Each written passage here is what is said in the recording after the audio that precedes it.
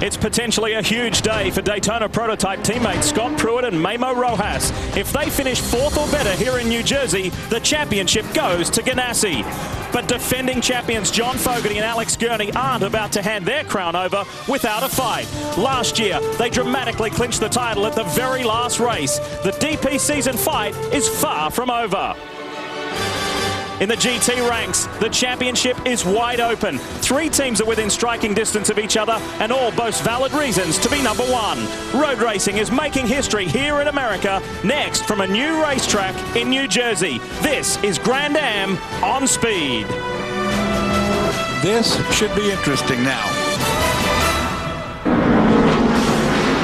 Car's out of control. Here they're going, they're bumping at it.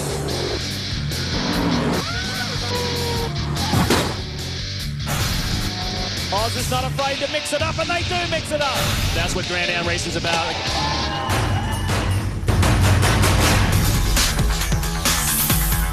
Racing historic venues is one thing. Brand new circuits is something altogether different.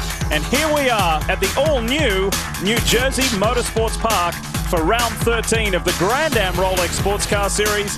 This is the Supercar Life 250.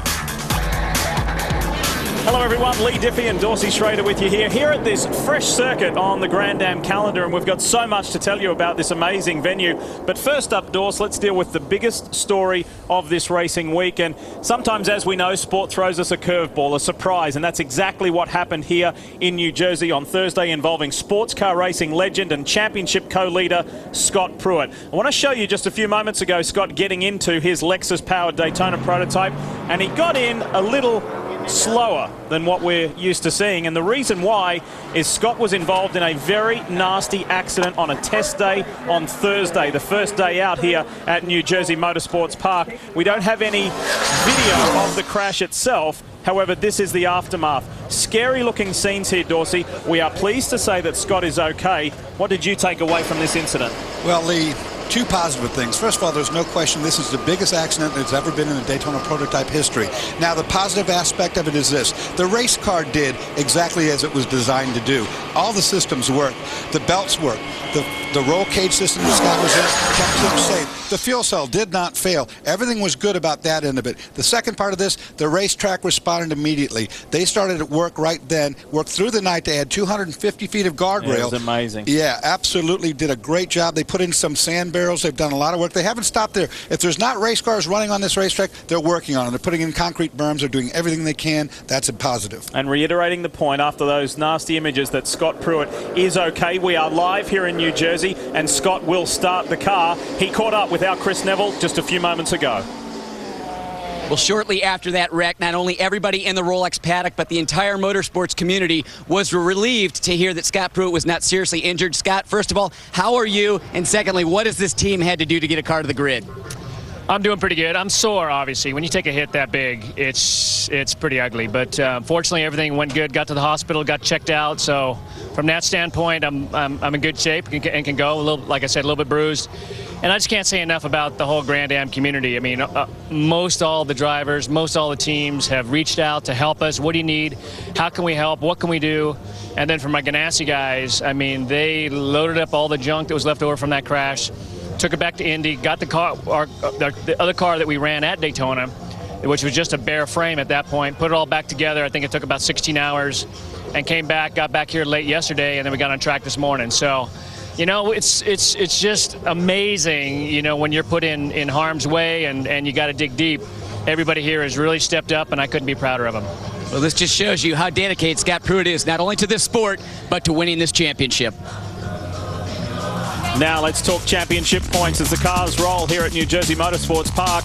And courtesy of their 6th place out in California a week ago, the Ganassi team lose points to the Gainsco combination and the defending champions Gurney and Fogarty. It's down to 42 points, so still a healthy margin to Scott Pruitt and Memo Rojas. It's a completely different story in GT. The walls are closing in on the Banner Racing pair, Kelly Collins and Paul Edwards. The Speed Source Mazda boys, Nick Ham and Sylvain Tremblay, with their 3 wins this season, are well and truly in contention. And how about one of the stories of this 2008 year, the Stevenson Motorsports gang of Andrew Davis, Robin Liddell. Brian, it's a wonderful story, and I know that you're standing by with a driver who really feels he has a chance of being champion. Well, Lee, if people didn't take Stevenson's Motorsports seriously at the beginning of the season, they certainly should now. Robin, you guys have 3 wins on the season, 5 top 3 finishes in the last 6 events, and you got a real shot at this championship, only 16 points back with 2 to go. Yeah, well, we've managed to dig ourselves out of quite a big hole that we were in early on in the season. We've now had more podium finishes than any other GT car. So we know we're a contender at every race, and this race is no different for us. We just keep trying to put decent points on the board, and hopefully we'll have another podium today. They're putting their head down. They're going for the win, Chris. Well, RJ Valentine is one of the new principals at this facility. And RJ, what does this new track mean to the region?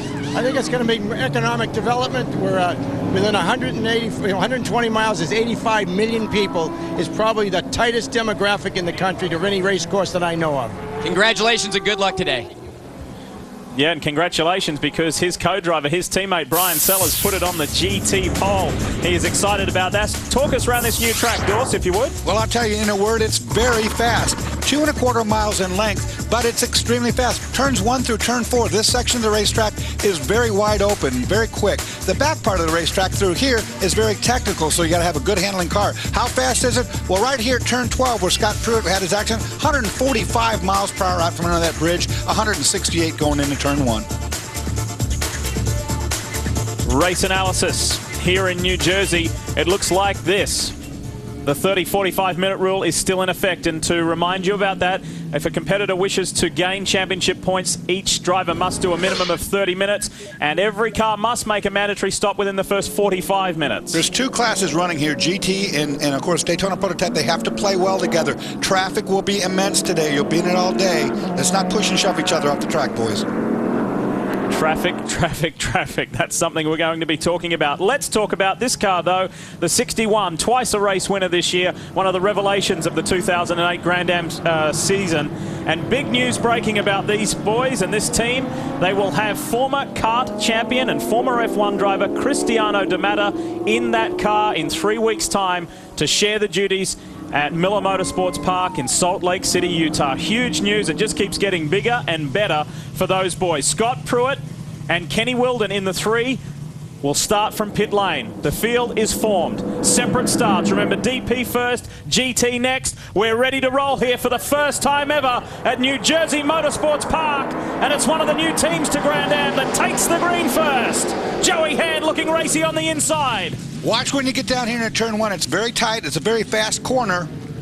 Everybody clean so far. This is a dirty racetrack. By that, what I mean is they haven't had time to make grass grow around here yet. You can't afford to drop wheels. Michael Valiente tucks into second. Problems here for the 16. More problems. The Chiva car has had dramas all weekend long. Antonio Garcia trying to get it pointed in the right direction. That's one of the feature points of the circuit as the GT field is away.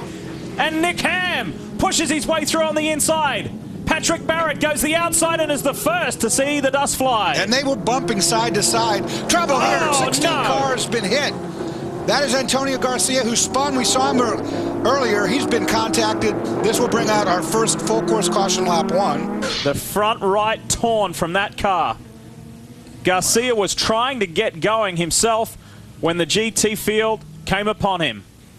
Well, this racetrack is very narrow. It's a brand new racetrack. 40 feet wide. There's not a lot of room for dodging things. And as I said before, as you can see from the outside of the racetrack, there's a lot of marbles, a lot of dirt around here until they get the curbings built in the grass to grow. Let's see if we can decipher what happened here. Watch towards the back of the field, about the 4th or 5th last car. There goes Garcia, spun by himself. Right, cold tires right there, Lee. No pressure on him yet. He tries to get going here. Too much throttle. We'll spin him again, get him right headed into the racetrack head on. And GT, of course, is getting their start up here. Here they come, a thundering pack of those boys.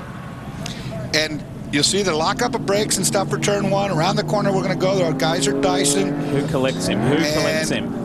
Right. Not yet, not yet. Oh, it was 35. It was a Salen's car. No, it's the 35, the John Heinrichs car. Andrew Aquilante. You're right. That is the Prep 1 car. We'll get a different angle up there. Of course, there's Antonio Garcia, who has just spun. Now he's going to spin the second time right here. This is Pruitt and Kenny Wilden coming through after starting on pit road. So there goes Scott Pruitt. There goes Kenny Wilden in the Southern Lexus. Now here will come the GT field, and watch. Most of these guys doing a good job of missing this car. In the meantime, Antonio's trying to start the car. It's not starting on its own, and he fears the worst is coming. And here comes the pack. Sellers, Barrett, Ham go by. Watch this. This is John Heinrichsey. There was dust flying. He couldn't see.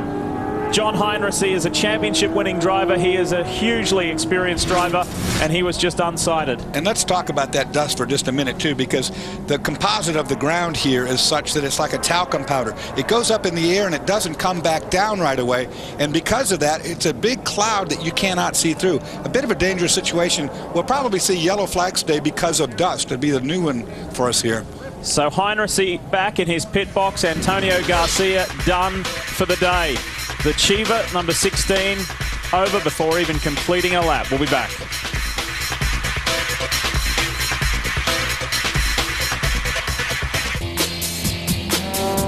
We welcome you back, and there is a dejected Antonio Garcia, one of the fastest sports car drivers in the world. However, wasn't fast enough today to get that car fired and get out of harm's way, as there was a very fast approaching pack of GT cars coming round the corner on the opening lap. It was just an unfortunate situation. Nobody's fault whatsoever. It was just an unlucky situation. Let's get to the pits. Here's Chris Neville. Well, Lee, with Scott Pruitt's condition, we were anticipating him only running 30 minutes today, but the car did come to pit lane. He took fuel. Tim Keen just confirmed he is going to do a full stint. Doesn't surprise me a bit. This was my teammate for a long time. He is a one tough guy. When the adrenaline's flowing, the pain goes away. He can sit out there and do his job, and he won't jeopardize the team's best position by coming in early.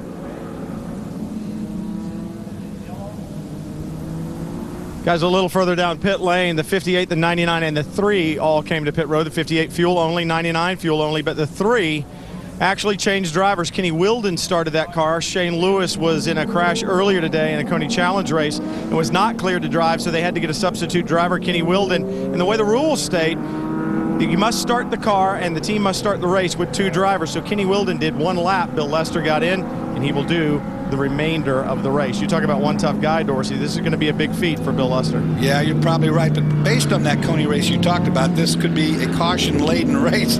We'll see as it goes. Of course, lap 1, turn 1, there's our first caution of the day. It might not be as hard for Bill Lester as it normally would be, but these guys have been briefed to stay on the course. In fact, there's a penalty that you might get if you run off the course causing one of these dust clouds more than one time in the same place. You could be brought in for a stop-and-go penalty. You know, they just basically are telling the guys stay on this racetrack. All right, GT cars are in. Well, our GTO pole sitter, Brian Sellers, in, going to take fuel and put RJ Valentine behind the wheel.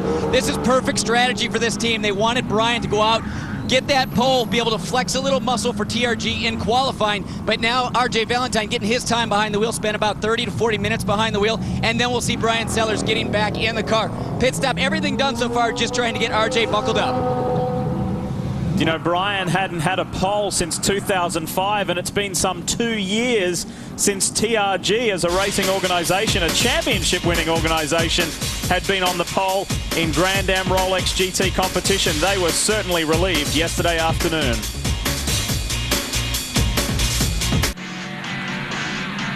The perfect weekly wrap-up of motorsports here in the United States, North America and worldwide is, of course, the Speed Report.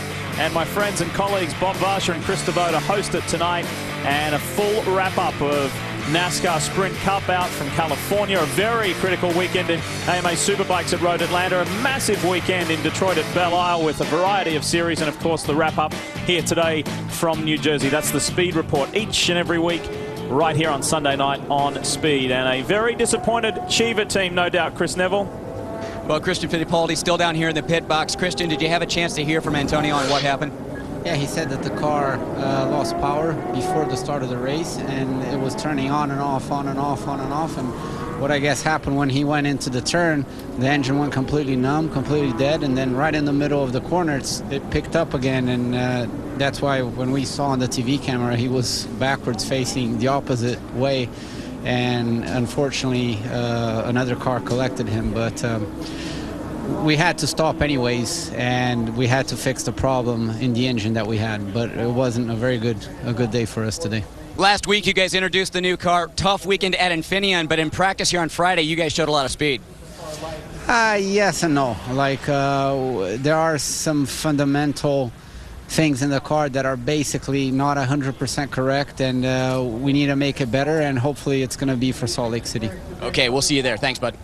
Hey, Chris, it's been a very special week for Christian Fittipaldi this week. Oh, he's walked away from you. He wasn't here Friday, but and the reason why he had to fly back to Miami, Christian has just become an American citizen, and he is very proud of that fact and really enjoyed his day on Friday. So well done, Christian, and better luck next time when we head to Salt Lake City in Utah as far as the racing is concerned. Here we are on one of our onboards. This is Kelly Collins, of course, in his Pontiac.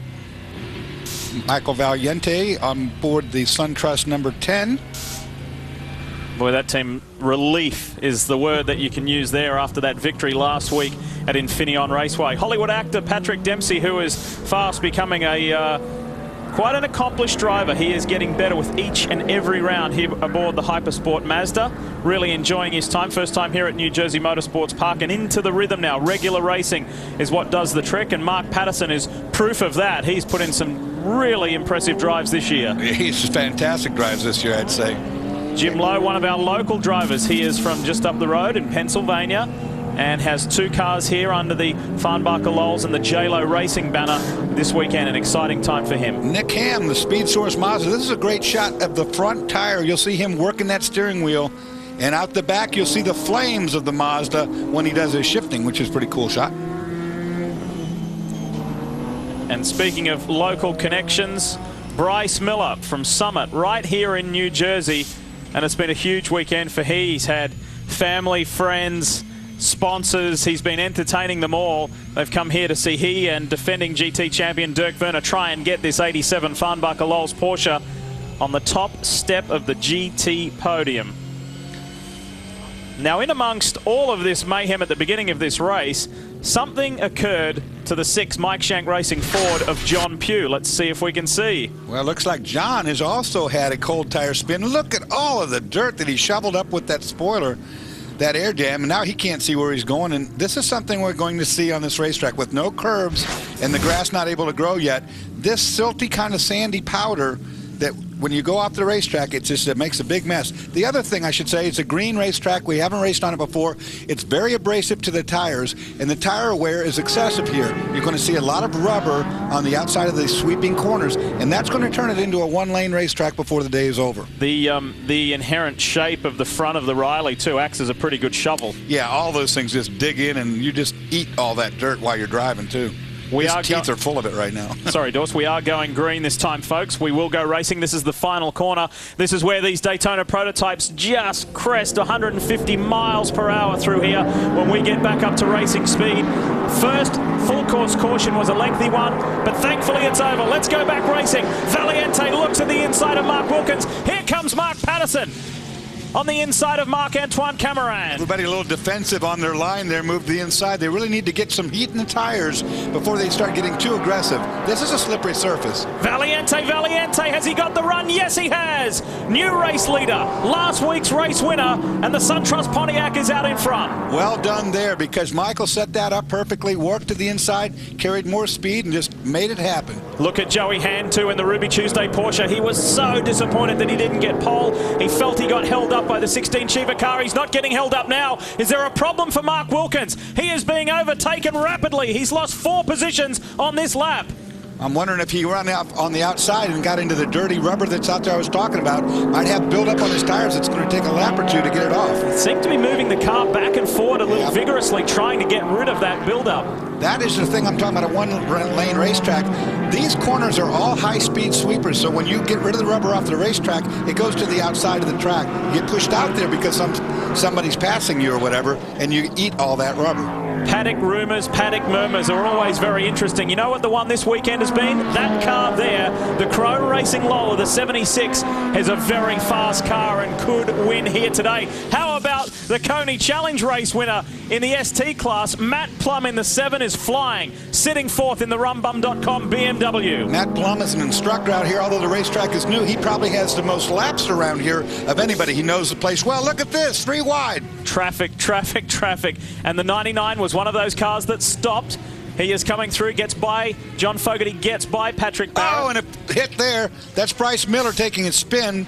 He got put into that spin. Somebody clipped him. The 86 of Eric Lux gets going again. The 27 O'Connell Porsche is off track now on again. And you see Eric Lux, you're right, this is Eric Lux, right rear damage. He's got fender rub problems on the tire. He'll have to make a pit stop for that, I'm sure. Farnbacher Lowell's team will take a look at that. Remember what I said, there's 2 classes. You have to play together. Watch this. On board now. This is getting down to turn 1. It's a 120-mile-an-hour corner. Oh, look at this, look at this. Eric Lux goes around the outside. Is it team cars that collide? Yes, it is. It is. Oh, that won't sit well back in pit lane. That's the reason you said Bryce Miller, Dorse, because that was Bryce we were riding with there. Tell us more, Chris. Well, guys, as you guys are talking about traffic, these teams going with a little bit different strategy this weekend on spotters. Typically, we see 1 spotter at a racetrack. This racetrack, teams are using 2. 1 on the tower, 1 in the twisty bit on the backside of the course. The main reason is because of the dust. Teams wanted to make sure that if a car kicked up dust, they wanted to make sure another car was not stopped in that dust, so they can tell their driver, you either need a break or you can go through it and everything will be all right. That's a very smart call because you can't see through these dust clouds. It's a 40-foot wide track. There's not a lot of dodging room if somebody's in that cloud. We even had teams coming and asking, can we send a spotter on your TV towers, on your TV scaffolding? The answer was no. Yeah, exactly. But it's something that everybody's going to have to deal with until this racetrack greens in, if you will. Valiente has opened up a very healthy lead over Joey Hand in second, Nick Johnson, Matt Plum. Mark Wilkins has stabilized in 5th, and it's been a very strong start from Marc-Antoine Cameron. How about the 01 of Scott Pruitt? He is down in 12th overall in class, 17th overall. Once again, this car came to the racetrack and did not get a lap in. This is the first lap since this morning. So their adjustments have been none compared to the rest of the field who's been here learning this new racetrack. In GT, it is the 32 PR1 car right there ahead of Scott Pruitt of Patrick Barrett, who leads this race. He just turned 18 or 19, I should say, yesterday. And he is doing very well in his first season, and it's not a full season, we should add, in Grand Am GT competition. And did you see how he moved over to let Pruitt go by? And when he did, look at the front tires. They lost total grip. He went to the outside. He went to full understeer mode. So this is what's going to happen as the race goes on. It'll be a 1-lane racetrack because all of that rubber, all that dirt is going to be the outside of the preferred line. Hey, Dorse, do you think this track suits the Pontiac GXPRs? They're 1, 2, 3, and 4. Patrick Barrett, Andrew Davis, Kelly Collins, and Tim Lewis Jr. And you're going to have to watch as these go on who wears their tires the most. This is a very abrasive surface. The more rubber that lays down, it'll be better. But right now, it really chews up tires. John Pugh just sneaks through on the inside of Kelly Collins, who is 3rd in GT at the moment.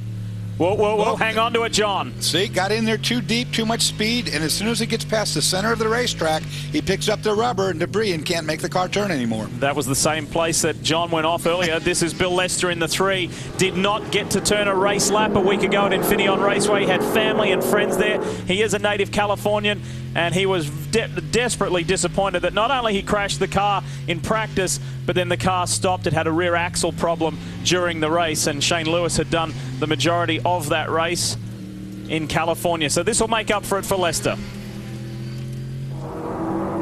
Race leader Michael Valiente. He's got a 3-second advantage over Joey Hand, the 2 former Atlantic racers, the 2 former open wheeler drivers up front doing well.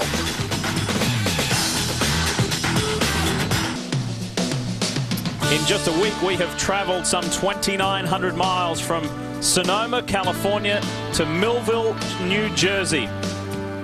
Captain Joseph Buck, one of the early pioneers of this town, made up of about 30,000 residents. And the riverfront, one of the more picturesque areas here, as well as the art district. Problems here for the 72 of Tim Lewis Jr. We understand he and the 75 Daytona prototype came together of Tracy Crone. Let's see, Dorse. Let's work out what happened. Well, you couldn't see it, but Tracy Crone's car there behind the 72 obviously was back there, but I can't say that he definitely hit Tim George. I mean, the 72 spun, but Tracy might have just been trapped back there. This is our overall race leader. Welcome back, folks. Lee Diffie, Dorsey Schrader, Brian Till, and Chris Neville with you here live on Speed. You're watching Grand Am Sports Car Series action. And so far, so good for Wayne Taylor Racing's men, Chris. Well, guys, the rest of the field can't let Michael Valiente check out right now. It is very important that teams don't let him get a 14-second lead, because this is the longest pit lane. When you talk about cars having to slow down to the point where they can reaccelerate out of pit lane, they spend the most time on this pit lane out of any other racetrack. If you get 14 seconds back and you come in under green, you will likely go a lap down. Right now, outside that 14-second bubble, 7th on back. Brian? But checking in on this into pit lane, I talked to Darren Law about the 58 car, because Joao Barbosa in the warm-up in the 59 was very quick. They've been running different setups. The 59 much softer than the 58, so the 58 has moved in that direction, and they made that early pit stop as well. The number 3 car, I checked in with them, and we talk about the sharing that goes up and down pit lane. Well, you guys were talking about Ganassi not getting any track time. That's not entirely true, because they actually used the number 3 to try some setup information and also get Memo Rojas some time on practice the other day. So Rojas and Ganassi did get some time on track in the form of the 3. Collision Brian in the top 10 in GT. This is Leighton Reese in the Banner Engineering Pontiac, and Johannes van Overbeek for J-Lo Racing. Overbeek left rear damage. He's got a wheel that is completely ruined. He's going to have to make a pit stop. Take a replay. Here we go. Top of the screen. 2 of them get in too deep side by side. Both spin. Big contact, no question about that. As you can see, the damaged wheel on the Porsche will facilitate him coming to the pits. Oh, it's worse than just a wheel, I think. Good hit back there. You got a muffler right behind that might be damaged. Wonder if he had problems before arriving at Leighton. Wonder if Johannes was struggling to arrest the speed of that car. It was a little bit difficult to tell from that one shot. We ride aboard the SunTrust Dallara. Very first win for this new car in Grand Am Series competition a week ago at Infineon Raceway. Relief, joy, and a lot of satisfaction for Michael Valiente, Wayne Taylor, and Max Angelelli and the entire crew after enduring just a horrible, horrible season. But a team who's not won yet, too, is in second place. Joey Hand, the Ruby Tuesday car, no wins on the board, and that car's been on top of the timesheet at almost every session. Although qualifying, Joey Hand got held up. He had 4 attempts at trying to get on the pole. All 4 times he caught traffic. 3 of the top 5 cars, in fact, are yet to enjoy victory in the Grand Am Rolex Series Daytona prototype competition. This is another one, the 7rumbum.com BMW Riley of Matt Plum. Starting qualifying, did very well, qualified 6th. Really enjoyed that session. It included a 360-degree spin, and he kept going again. The dust flew, but no damage was done. Oh. And out goes the 21 of Ryan Finney, a little bit of sprint car style. Lost some of his body work or ran over something back there. We saw something fly off. Looks like back of that car possibly won't affect it. Mark Wilkins is still in 5th place, chasing hard and trying to hassle Matt Plum into a mistake. Marc-Antoine Camerand is 6th. John Fogarty has elevated himself to 7th. Mark Patterson, David Donahue, and Brad Yeager. That is the top 10. Scott Pruitt, if you're interested, is back down in 13th place, trying to forge his way forward. Now, this was a surprise to see the Spirit of Daytona team here this weekend. It was not on their original schedule. We've got a full course caution for the 2nd time today for debris on the racetrack. And debris on the racetrack, because the track is only 40 feet wide, it's something that they're going to have. That's off of Finney's car. That's what I saw fly when he went off the racetrack. Debris on this racetrack you can't dodge when you only have 40 feet of room, and all these corners are high-speed corners, and that becomes a big problem. So, right call there. Now, is that from the Pontiac? I think that's off Finney's Pontiac. I saw it fly when he went off the road. Something kicked off. It probably just got dirt packed up underneath it. There it is, right there. There it is, yeah, the gaping hole. Wow, just what a couple of decent race results can do. There's been nothing confirmed yet, but the phone has been ringing positively for Ryan Finney. We understand that there may even be some Indy Lights teams interested in this young Californian driver. There has been some sports car teams, both Daytona prototype and GT teams, interested in acquiring his services for 2009. We wish him well. And that was a pretty good catch. It was a great catch. I mean, this powdery dirt around here, look at that. There's a good example right there. It's like silt. You get up on top of it and there's just no controlling. Well, there's been plenty of action already in this race, and one car involved in it, the 06 Banner Racing Pontiac. Chris, tell us more. Yeah, lots of action here on pit lane for the Banner Group. They're trying to replace a busted toe link on the right front corner. So Leighton brought the car down pit lane. That right front wheel pointed way out to the right, so the team doing the best they can to try and replace that. And Leighton is going to go down lap down as the field is coming by right now. But this team is so prepared. We saw it at the 6 Hours of the Glen, where they had all kinds of suspension pieces built out. Once again, this team was ready, so they diagnosed the problem. They're quickly going to fix it. I bet that these guys get Leighton back out before the pace car comes back around. If anybody can do it, the Banner boys can. They will go to work and get that service for Leighton Reese. Joey Hand has inherited the race lead as we are under our second full course caution, and Patrick Barrett, the youngster, leads GT.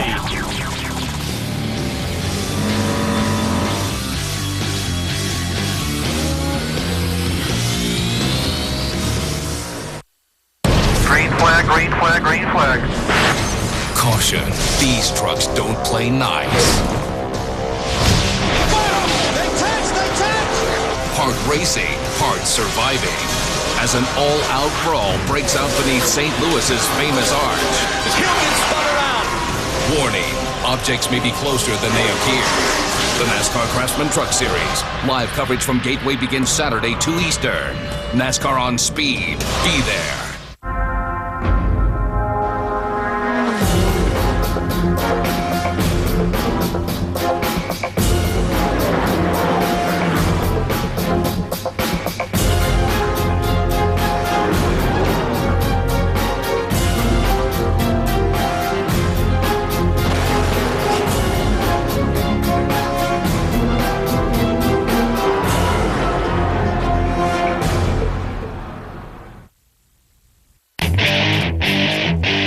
The Sunchaser 1000 Grand Am Rolex Sports Car Series, coming to Miller Motorsports Park September 19th through the 21st. Come see Daytona prototypes and GT cars mixing it up at speeds close to 200 miles per hour. Tickets start at only $25. Get free trackside admission for kids 12 and under. Call 435-277-RACE or go to MillerMotorsportsPark.com. Miller Motorsports Park. Hear it, feel it, love it. With over 100 years of motorsport victories behind them, Pirelli is the official tire supplier to the Rolex Sports Car Series. Great American racing, grand Italian tires. Pirelli, power is nothing without control.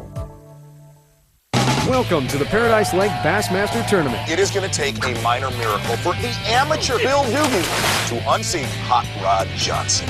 Bill Engvall and Billy Ray Cyrus star in Bait Shop on DVD September 2nd. You want a little piece of fish?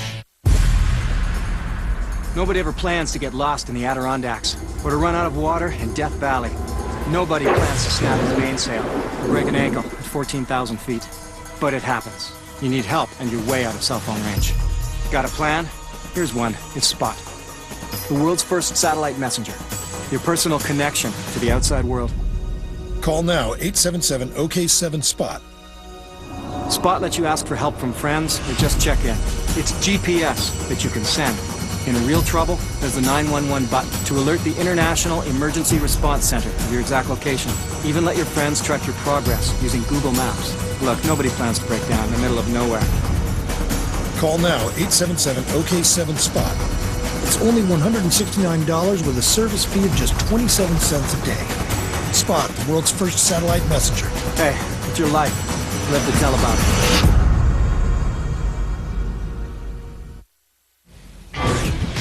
Right here on Speed, Thursday night at 9 p.m. Eastern.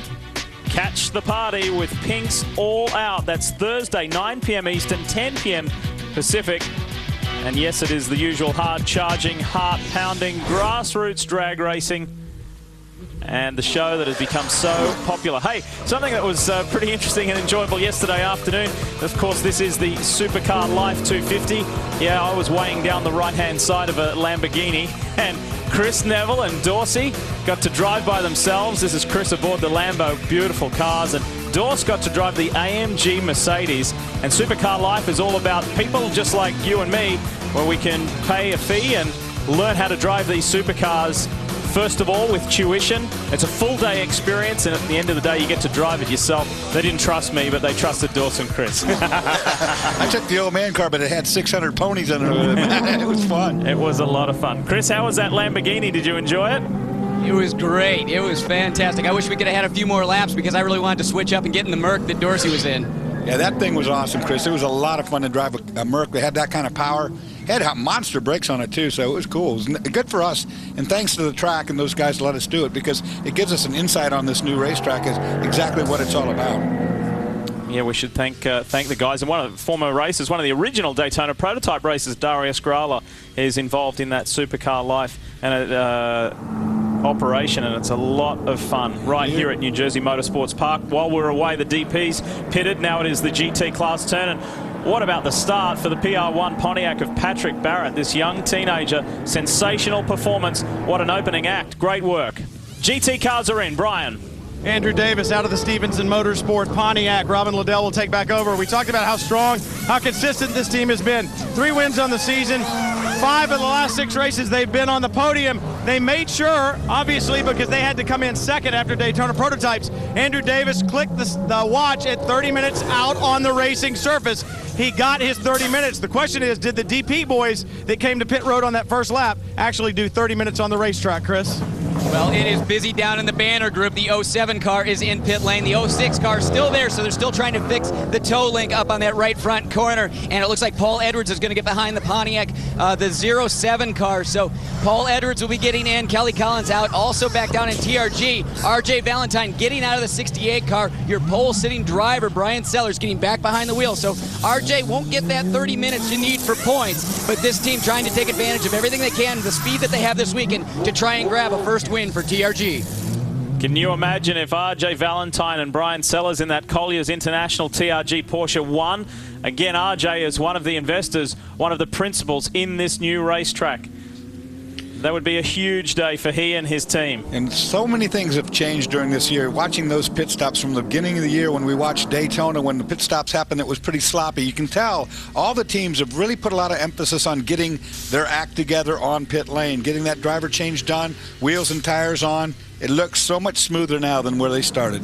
While we're under caution, we should acknowledge the other principals of this wonderful facility, Harvey Siegel, and of course this is the sister track to Virginia International Raceway, Lee Bryan, and of course we mentioned RJ Valentine and Joe Savaro, 4 very driven men, 4 very successful men who just love motorsport and motor racing. And what they're creating here is more than just a track. Well, there's already 2 tracks here within this facility, but the growth plans for this precinct and this facility in general is just amazing.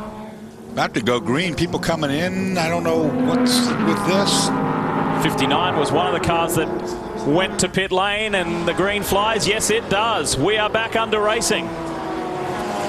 Some people caught off there, and we'll have to check into that. Look at this on the inside. Max Angelelli, who has taken over. Now, this is Mark Patterson, who came to pit road, and Oswaldo Negri coming in. And this will be costly, coming in under green. Yeah, but Chris, here's the deal. The rule, it was clarified at Infineon, said to get driving time, you must do 30 minutes as it pertains to on the racetrack. All those cars that came in on the first lap were not spent 30 minutes on the racetrack. So there's a lot of discussion down here as to whether those drivers who changed on that first stop just moments ago really are going to have to get back in the car in order to get points. Mike Shank kept his 2 cars out, as did the 59. Memo Gidley just did a Danny Sullivan spin to win out there while you were talking, Brian. Got hit a little bit. He's got damage on his nose. Take a replay now on board 40. It's up and right in front of you.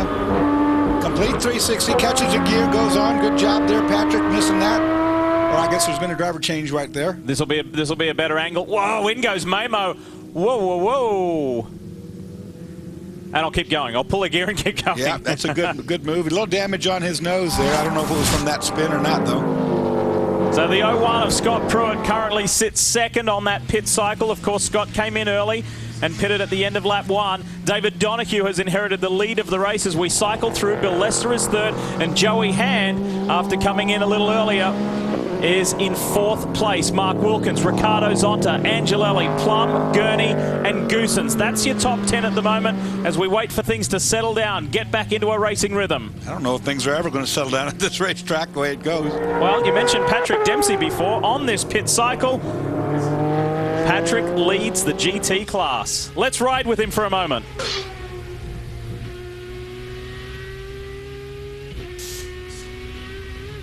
What a moment. Enjoy it, Patrick. You're leading some pretty talented drivers. Did a great job missing that wreck back there, too.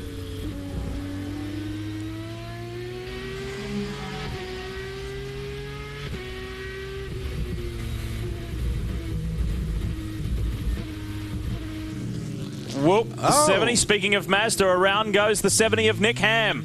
That's uncharacteristic. I wonder if he had any help. This is a slippery racing surface, no doubt about it, and these guys just coming out of pit lane. Fresh tires, probably not up to temperature yet. And there have been many positive tracks for this car. But remember, there were some competition adjustments made recently to the Mazda RX-8 as far as rev maximum and also a little bit of weight.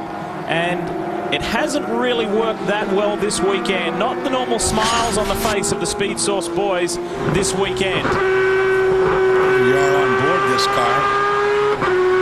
They dropped the rev limit to 8,600 revs. That's still a ton of revs, but not for one of these rotary engine cars. They can go upwards of 10.5.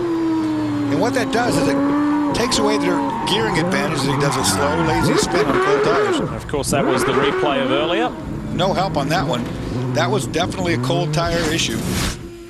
Now we're back live with Nick Ham, getting back up to speed and trying to get it in the right direction. Dust Someone's cloud. dropped off track up ahead. This is what we're talking about, folks. Can't see through it. That one wasn't bad. It wasn't on the track. It was off the side. Oh, whoa, whoa. This, on the other hand. This looks a little more serious. They will put out a full course caution if the dust cloud comes onto the track and they deem zero visibility for the drivers. And here up front, pass for the lead. Or is it? No, sorry. Joey defending there from Mark Wilkins. This was for third overall. Meanwhile, there's been a change for the lead in GT. Ryan Finney has got the GTO-R for Matt Connolly Motorsports into the top spot. Speaking of GT and Pontiacs, here's Kelly Collins. Well, Kelly Collins had a great qualifying session, just third in qualifying. Kelly, we're coming down to the last two events. You've just got a 6-point lead on the 70 car. Are you racing the whole GT field, or is it all about the 70 and the 57? We're racing the 70 and the 57 car. We're basically working off their strategy. I think they're probably doing the same. You can see it's still racing as a result as the start there. Nick was pulling out all the strings and drove all the way down the right side of all of us, and a couple of us had to check up just to keep from involving ourselves all in an accident down there. So obviously the 70 guys are going for it. We're being a little bit more conservative, let it play out a little bit more towards the end of the race. And the Pontiac GXPR right now is working really good. The Banner boys had a great pit stop, and for once I'm in the car for 35 or 40 minutes instead of hour and 50. Well, when you hear the news say he checked up to stay out of the accident, you know he's points racing. Look at talk about racing. Check out this GT scrap here. This is fierce. The 87 of Bryce Miller is in the pack. He's got his teammate Steve Johnson up ahead. He's trying to get by the big dog. Patrick Dempsey is in the mix. And up ahead is Patrick Barrett and Ryan Finney. Eric Lux is also in amongst this group. It is wild. It's wild and it's fast and furious. There's no slow part of racetrack here. Everywhere you go around this New Jersey Motorsports, you're going in a hurry. Let's put the spotlight on the big dog, the 88, in that mix. We'll see how patient he becomes. Race leader, or in GT that is, class leader I should say, is Ryan Finney right here. However, here comes Patrick Barrett in the 32 PR1 Motorsports Pontiac GXPR. That bodywork damage at the back of Ryan Finney will not hurt the car in any way. It was just getting off the racetrack a little bit and picking up a bunch of that dirt. They almost get air. In fact, sometimes they do get air. That's the straightaway between turn 3 and 4. And when we were running around yesterday, that was a fun little place. Matt Connolly Motorsports leading the GT class. Let's hear from the team principal right now. Well, Lee, Matt Connolly certainly recognizes young talent. He had Joey Hand in his car for a little while. Now Ryan Finney. Deja vu all over again, Matt. Yeah, we qualified 5th. Our front splitter was a millimeter too low. We started dead last, now we're first. 40 minutes of the race. That's Ryan Finney for you. How impressed are you with this young driver? The guy's cursed with talent. I mean, I'd like to borrow some and sell it on eBay. The guy's really something else. He's something else. He's doing a great job in the car right now. And one of the things that Matt Connolly was saying was make sure you go on grandam.com and read the message boards, because there are all kinds of messages about young Ryan Finney on there. Yeah, well, how about another young driver right behind him? Patrick Barrett is only 19, and he is flying last year's Pacific F2000 champion. He's also a Scholarship USA graduate. Jeremy Shaw also spotted Patrick Barrett's talent as our race leader, David Donohue, carves his way through the GT traffic. He's got a 3.5-second lead over Scott Pruitt. We'll be back. And we've seen it out on track twice today. 2 full course cautions so far in round 13 of the Grand Am Rolex Sports Car Series. There has been some phenomenal GT racing before we went to the break, during the break, and it continues. And look who's at the head of the pack. It's Patrick Dempsey. Yes, the Patrick Dempsey. McDreamy is really in the hot seat right now. Yeah, that's a hot seat is the right thing to say, too. One car did get by, and it's that car, the 57, Stevenson Motorsports Pontiac. But Patrick Dempsey racing it, duking it out with the rest of this field. Unbelievably good job right now. He's up towards the front, and no disrespect, but he's out of pit sequence with the majority of the GT field. He once was leading the class. He's now running in the top 5. He's just lost a spot to one of the TRG Porsches. And then we climb on board here with Bryce Miller, the 87. He's running about 5th or 6th in class. This is a busy racetrack, no question about it. Like I said, it goes one corner, leads right onto the other, and it's all high-speed stuff, making passing very difficult. And as the rubber starts to build up on the outside of these corners, Patrick Dempsey making a pit stop, by the way. The reason why, it's a drive-through penalty, Dorse. Twice he's dropped wheels off track. And that's what they said they would do. This is Max Angelelli in the SunTrust Dallara. He has had an off-track excursion while we're in the break. This is why. 99 car works to the inside. Here they are, turn 1, and he's there. 99 was there, no question about it. And they hit wheel to wheel. And of course it sends Max Angelelli off the outside of the racetrack. But in my eyes, that was a legal move. 99, Alex Gurney is to the right-hand side, into turn 1. Take a listen. You could see him right there. I mean, they were definitely wheel to wheel. Well, let's hear from the man who started the race in this very car. Here's Michael Valiente. Yeah, it was Michael Valiente who stretched his lead out to almost 5 seconds before handing over to Max Angelelli. What did Max have to say on the radio about the 99 contact? He just thought that the 99 made a bit of an optimistic pass, and they made a little bit of contact. I didn't actually see the whole thing, so it may have been just a racing incident. I'm not sure, but it's unfortunate because we have a really good, strong car, but I don't think it will hurt us for the end. I still think we can challenge for the win. Well, the team's been watching the computers. They also looked at the car as it came down the front straightaway. Everything looks like thumbs up down here. Brian, what do you have? Well, the 99 has been quick all weekend long, and John, when you share a car with somebody, one of the things you get to do is answer for them. That pass down in turn 1, from where you sat, a good one? I think it was. We had a hard time seeing it until we saw it on the replay there, and when they touched, it was 100% wheel to wheel.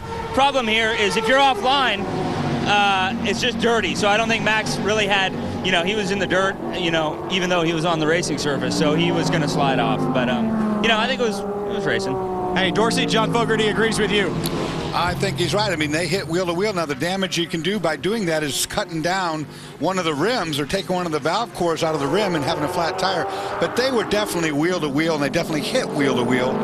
And you got to pass where you can get a pass made on this racetrack. I think it's clean and fair. All right, here's the rundown while we enjoy this GT battle for first and second. It's Ryan Finney leading over Patrick Barrett, and Eric Lux for Farnbacher Lowles has got the 86 up into third place. Overall, it's David Donohue for Brumos Racing leading Scott Pruitt. However, it has been 28 laps since those guys pitted. They are out of sequence. Mark Wilkins has just got by Joey Hand for third, and Matt Plum maintains a top 5 position. The big cloud on the front straightaway. We don't know what that was. Obviously somebody off. And this is not a problem that's going to stick around here at New Jersey Motorsports Park once the grass grows, once they've got time for it to grow. They had a very wet summer, and it just really hindered the progress of getting things done. All of the grass seed washed away with all the rains, but once they get it sodded in, and it's going to be fine. Check this out here. Angelelli trying to make his way back. He's got on the inside of Marc-Antoine Cameron, thinks about it twice, slips her on the inside of Jeff Siegel. One thing that the drivers have reported from their initial sessions at this racetrack is when you decide to make a move and you commit, you are fully committed. You've got to go for it. No doubt about that. If you're on the outside, and that's exactly what you heard John Fogerty talking about, if you're on the outside, you're in the dirt, you're in a low grip environment, and there's not much you can do. You have to just give up the pass and let it happen so you can get out of there. Whoa, like this, the number 6, the Mike Shank Ford of Ian James, really squeezing his way through on the 75 of Eric Vanderpool. Didn't make it happen. Eric Vanderpool played tough. Somebody off here again. You see the problem when a car goes off. The 09 spins. That's Cameron. He's around. Continues on, but he'll bring a bunch of debris with him. Not much you can do about that. No damage to the Coyote. And of course, you called it before that Patrick Dempsey got a stop and go penalty because he'd been off the road twice in a row, creating a problem for the other cars. So this is one way they told the drivers, we're going to police this until the racetrack grows the grass and gets it all nice in the way it should be. Today, we're going to play by the rules. We stay on the blacktop. In GT, we ride with the championship points leader. Paul Edwards has taken over from Kelly Collins. They know, they acknowledge the pressure is on as he stays wide to allow Vanderpool and Ian James through. I thought he was in trouble. He was not in trouble. Paul looked up, knew what was the fast guys were there. He moved over just enough to let him go by. Good move. The 87 of Bryce Miller is currently 7th in class. You got to work with each other. There's an ebb and flow of passing through traffic. You can make it easy for people, or you can make it hard for both of you. You usually lose by doing that.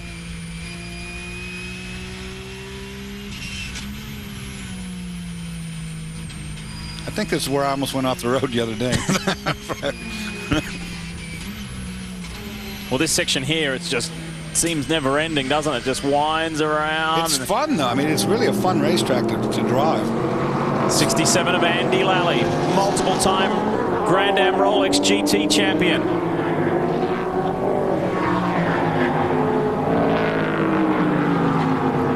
That series of corners is just a blast. It's flat out top gear coming onto the, you know, they got one straightaway here. You enter the straightaway in top gear at 120 to 145 miles an hour. So you got a good head of steam going before you even get on that straightaway. Andy has taken over from Tim George Jr. Tim George Jr., remember, leading the Mesco Building for the Future Rookie of the Year standings. It's been a very good year for Tim George. Let's see what Andy can do in the latter half of this one. Just one round remains in the 2008 Grand Am Rolex Series, and that is at Miller Motorsports Park in 3 weeks' time. Scott Pruitt has been overtaken by the 61 of Mark Wilkins. Pruitt is running 3rd at the moment. Chris? Well, guys, as you were just looking at the backside of the course and some of those long sweeping corners, tire wear has been a bit of an issue this weekend, especially in the GT class and on the DPs on the left rear, because these corners are so long and go on and on and on, and this abrasive new surface, the tires have been wearing a little bit more than what teams would like to. They were hoping that the track was going to rubber in as the Coney race went on, but teams have had to change the setups a little bit to try and stay in front of that tire wear. As we get a little bit deeper into this first hour, we're going to start seeing some of the tires coming off the cars after a long stint and see if they've made the right decisions with their setup. Good call, Chris. There's only 2 left-handers on this racetrack. They're both low speed, if you want to call it low speed. That being said, all the rest are right. I did notice on Scott Pruitt's car that he has made contact with someone along the way. He's lost part of his rear spoiler. He's bent it down, actually, so he has had a side-to-side skirmish, losing a little bit of rear downforce without question right now. Oh, boy, these guys are getting into it. The 86 of Eric Lux is having a very good race. He's the top-place Porsche, despite the damage on the rear right, where he and Bryce Miller tangled earlier. And he is taking the fight to the Pontiacs. It's still Ryan Finney, Patrick Barrett, then Lux, and Robin Liddell is not too far behind. This is the overall race leader and Daytona prototype leader, David Donahue. Will hand over to his regular co-driver, Darren Law, a little later on in this race, but he and Pruitt will need to pit before everybody else.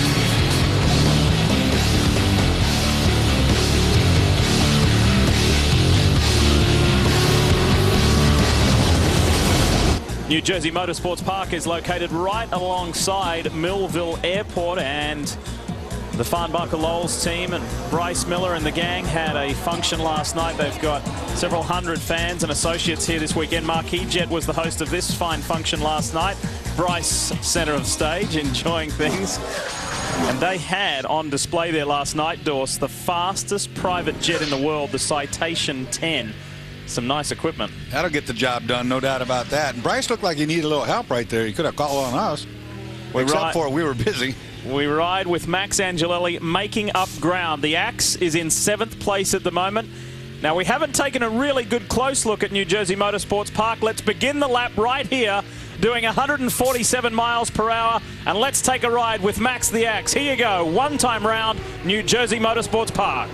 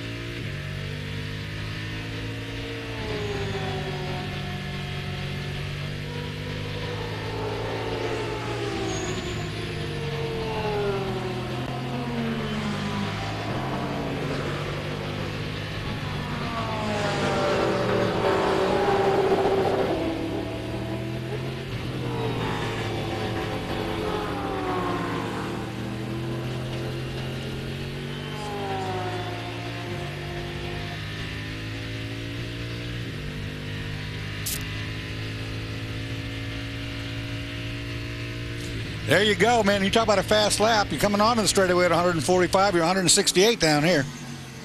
It's an interesting racetrack, New Jersey Motorsports Park, and that was a lap with the former Rolex 24 winner and champion, Max Angelelli. Here's the race leader, David Donahue. Would dearly love it to be that way. However, he has 16 laps less fuel in his Brumos Porsche than what the man hunting him down in 2nd place, Mark Wilkins, has. So Wilkins eventually will inherit the lead of this race. There is the 61 Exchange Traded Gold, Ford-powered Riley, and now we used to say they're searching for a podium. We can now say they're a 2-time race-winning team in this series. These different fuel strategies are going to play out too. Some of these teams waiting on a caution. Now, this morning's race had caution after caution. This has been very clean. Only 2 cautions so far, and the rubber on the outside of the racetrack doesn't seem to be a problem. Here comes the 23. Pressure is on here. Joey Hand making up for that frustration of not winning the pole position. He wants to go and win the race, and so too does the man who's with Chris Neville. Well, typically we see Bill Arberlin take the green, but today he's batting clean up. Billy, you guys have been strong since you unloaded. What is it about this racetrack that you and Joey like so much?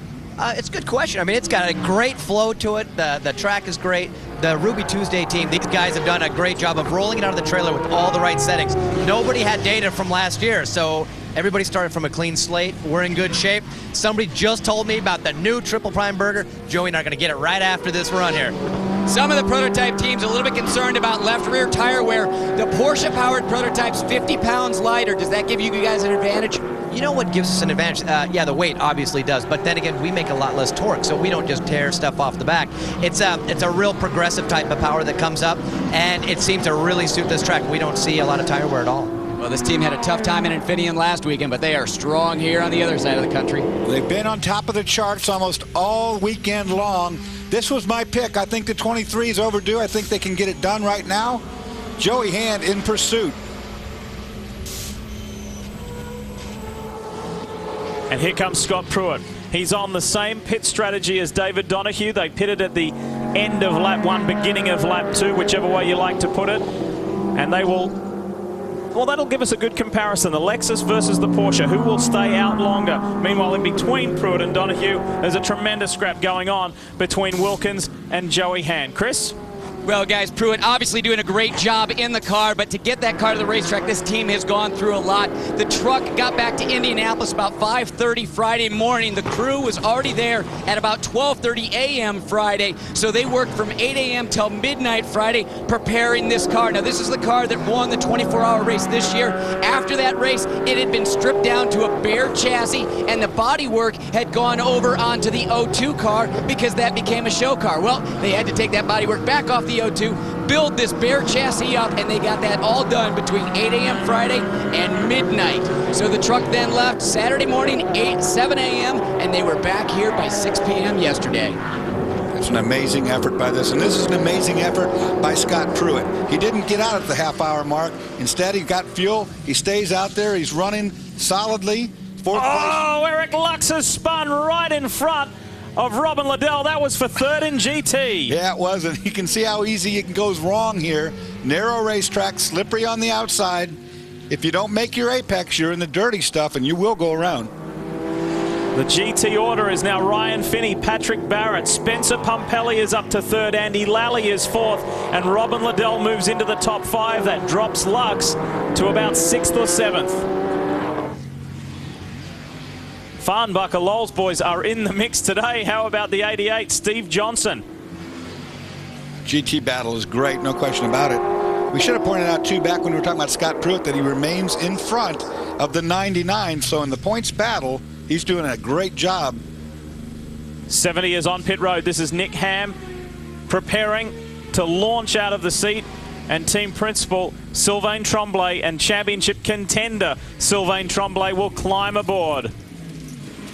Well, Sylvain Tremblay, you can see already getting behind the wheel of the 70 car. We saw that amazing start by Nick Ham coming up the inside. Pretty aggressive, but the car looks pretty clean after coming through the pack there. So this team having a real good stop. They are trying to close in on this championship, just a few points behind Kelly Collins and Paul Edwards. They want a good run here, and then they go to Salt Lake City and try and finish it up, see if they can close it out there. Now, Dorsey, they have had some adjustments to this car, bringing that rev limit down to about 8,600. It was up around 91, or it wasn't rev limited, but they were shifting at 9,100. Sylvain Tremblay saying that what that has done is created a little bit higher temperature in the car. We can see a little bit of a problem up on this right front corner. Can't really see what they're working on in there. I don't know if it's something in the steering rack. It looks like it might be, so I'm not sure if Sylvain had gotten into somebody on the racetrack. Looking at the right side of the car, it doesn't look like there's any damage, so we're just going to have to check in with the team and see exactly what's going on with the 70. Well, taking extra time for sure, looking in there. Right front tire starting to go on. One thing that dropping the RPM limit did to them was really made it critical on their gearing, because when they could rev it to, say, 10,000, sometimes they didn't have to shift, and they could stretch that RPM to the next corner. Take a look at that, Dorsey. Heading into Salt Lake City, we would have a 4-way tie between Andrew Davis, Nick Ham, Robin Liddell, Sylvain Tremblay, all 11 points behind Kelly Collins and Paul Edwards. But that's as of now. We've got a long way to go here in New Jersey. This is agonizing for the Speed Source crew. Finally, Sylvain Tremblay will be sent. And the Castrol Syntec Mazda RX-8 is back out and at 'em. How high can they go? They're in damage control from here.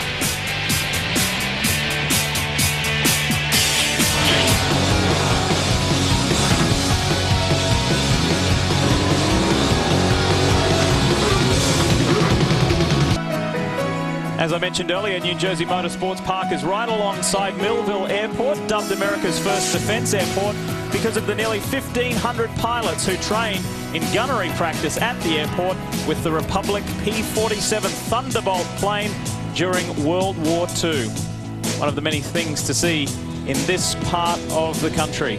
And we are right alongside this ever-expanding New Jersey Motorsports Park. We welcome you back to Speed's live coverage of the Grand Am Rolex Sports Car Series.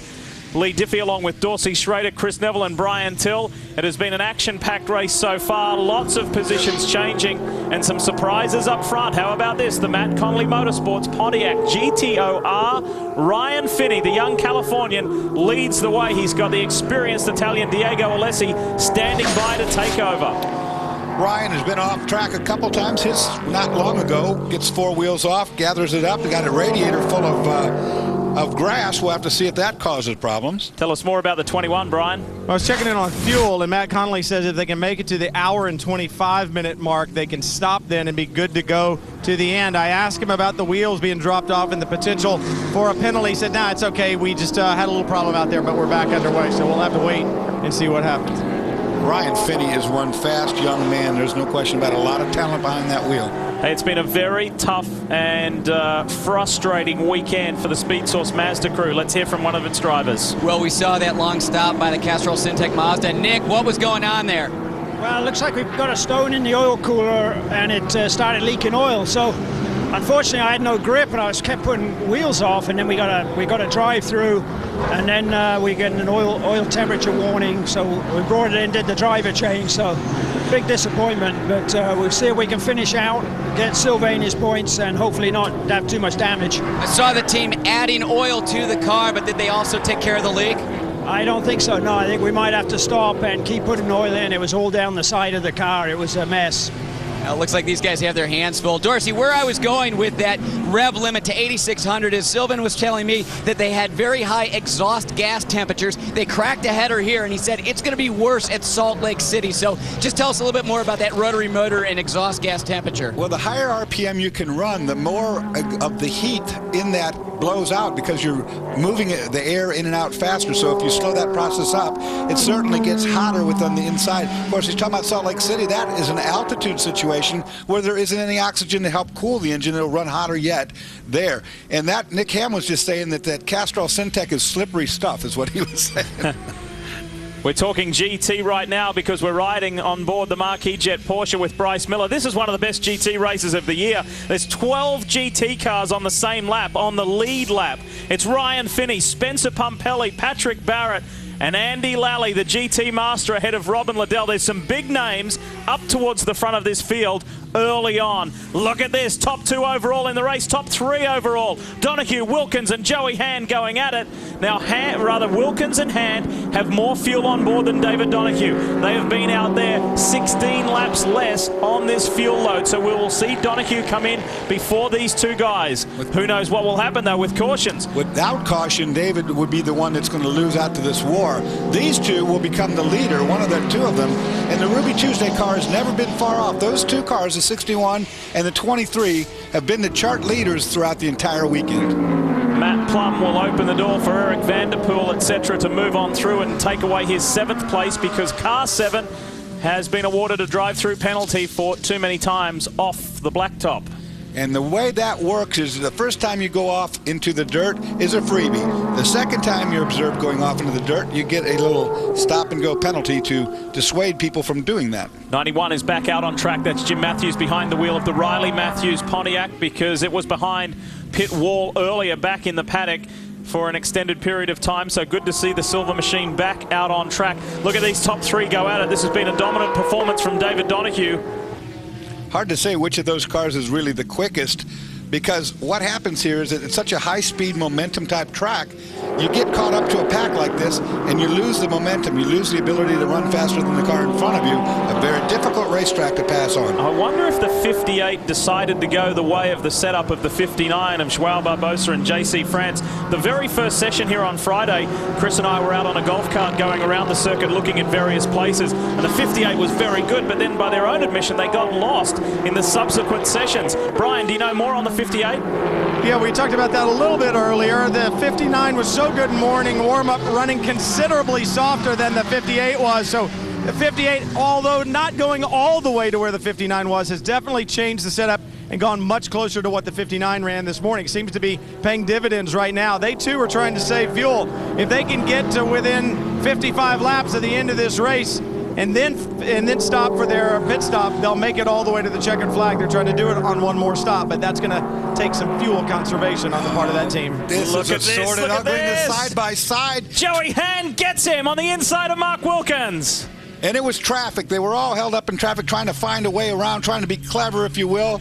Donahue, the lead car, gets through first, but it was Joey Hand that really made the move. You know what that was the difference between? having won a DP race this year and not having won a DP race. And I was going to bring that point up. That, you know, the 58 is yet to win, hasn't won since 5 years, and neither is the 23 one this year. Here comes Spencer Pumpelly in the 66 TRG Porsche. He's got by Patrick Barrett, and now he's pressuring Ryan Finney for the lead of the class. Could this be the breakthrough victory for TRG? Trouble. Oh, I saw this happening earlier on. The Corvette broke down, and they were trying to get that car to pit lane. Obviously didn't make it until pit in. The 40 trying to make a pit stop. Patrick Dempsey had hardly any movement or room to get through. There was Wayne Nonamaker in the Team Salem Corvette that was jammed, that was stuck on the right-hand side. Now let's see how Ryan Finney handles pressure here. Pressure from a veteran and a Porsche master like Spencer Pumpelly. I think that this racetrack is rubbered in pretty good. We're not seeing the tire wear that we talked about at the beginning of the show or that we've seen throughout the week. The car's being able to run longer under green and not run off the tires, nor am I seeing the tire pick up in the build-up stuff on the outside of the corners. So maybe this racetrack now really coming in. This is for the lead of the class. And early days, lap 53 of 112, so there's still a long way to go in this race. Will Spencer be patient, or will he go for the kill? Will he go for the top spot? He'll go for the kill, no doubt about it. Ted Ballou started the 66. Look at the legs on the Pontiac down the front straight. Whoa, see you later. Good point there. Boy, did he outdistance the 66. I mean, you talk about top end, that must have been 10 miles an hour.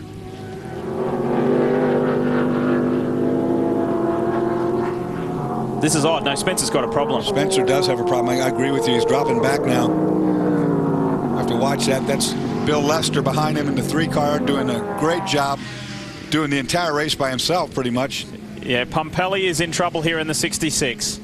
Yeah, I don't see a tire down, but that would be what I'd suspect first. Yeah, Spence in big trouble now, dropping like a stone. Well, there's been drama in GT. It continues to be action-filled. There's damage on the front left of the Marquis Jet Porsche for Bryce Miller. This is where he contacted his teammate Eric Lux earlier, and that damage is just coming to bear now. Off goes one of the other Team Salem Corvettes on the outside. Simple spin, no damage. Trust me, it's in there. It's in there. That's the problem we talk about. Is it in there, or where is it at? Loco yellow only. There it is. There's the back of it anyway. It is the 42. It's the sister car this time round. In trouble with Will Nonamaker, brother of Wayne. So a drama-filled couple of laps for Team Salem. And someone who really enjoyed being in the thick of things was Patrick Dempsey.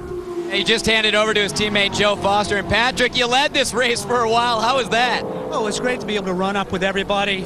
I learned a lot being out front and just sort of some racecraft and try to keep them behind me. I tried to just make one move. They were all over me pretty much, but I felt good. I really felt comfortable out front. The conditioning's really helped tremendously, and just consistently being in the car, I really feel a lot more comfortable out there, and it's fun out front. What happened with that penalty there? I don't know. In the driver's meeting, they talked about you. If you have one off, they're going to warn you, and the second one off, they're going to bring you in, and then the third one, they're going to stop you. It's a wonderful track. It's great people here. There's a lot of work that needs to be done on this track to widen it, I think, to give us a little bit of racing room. It's really hard if somebody comes up on you. You get out on the marbles, there's nowhere for you to go. You know, it's what the officials said. You know, it's too bad. It's unfortunate. I think we had a really good run going. Well, Patrick's been developing his craft all year long and obviously doing well, leading races. Well, that was well said. I mean, you try to be a good guy and move out of the way, but you get in the dirt. There's the dust cloud that we're talking about, and you grab the penalty. But until the grass grows, till we get some curbs around here, as we see one of the cars come down the road. That's Patrick Barrett. He's third in GT. He has had a very good run today. He'll have to gather it back up and get ready to hand it over to Mike Forrest. We'll be back.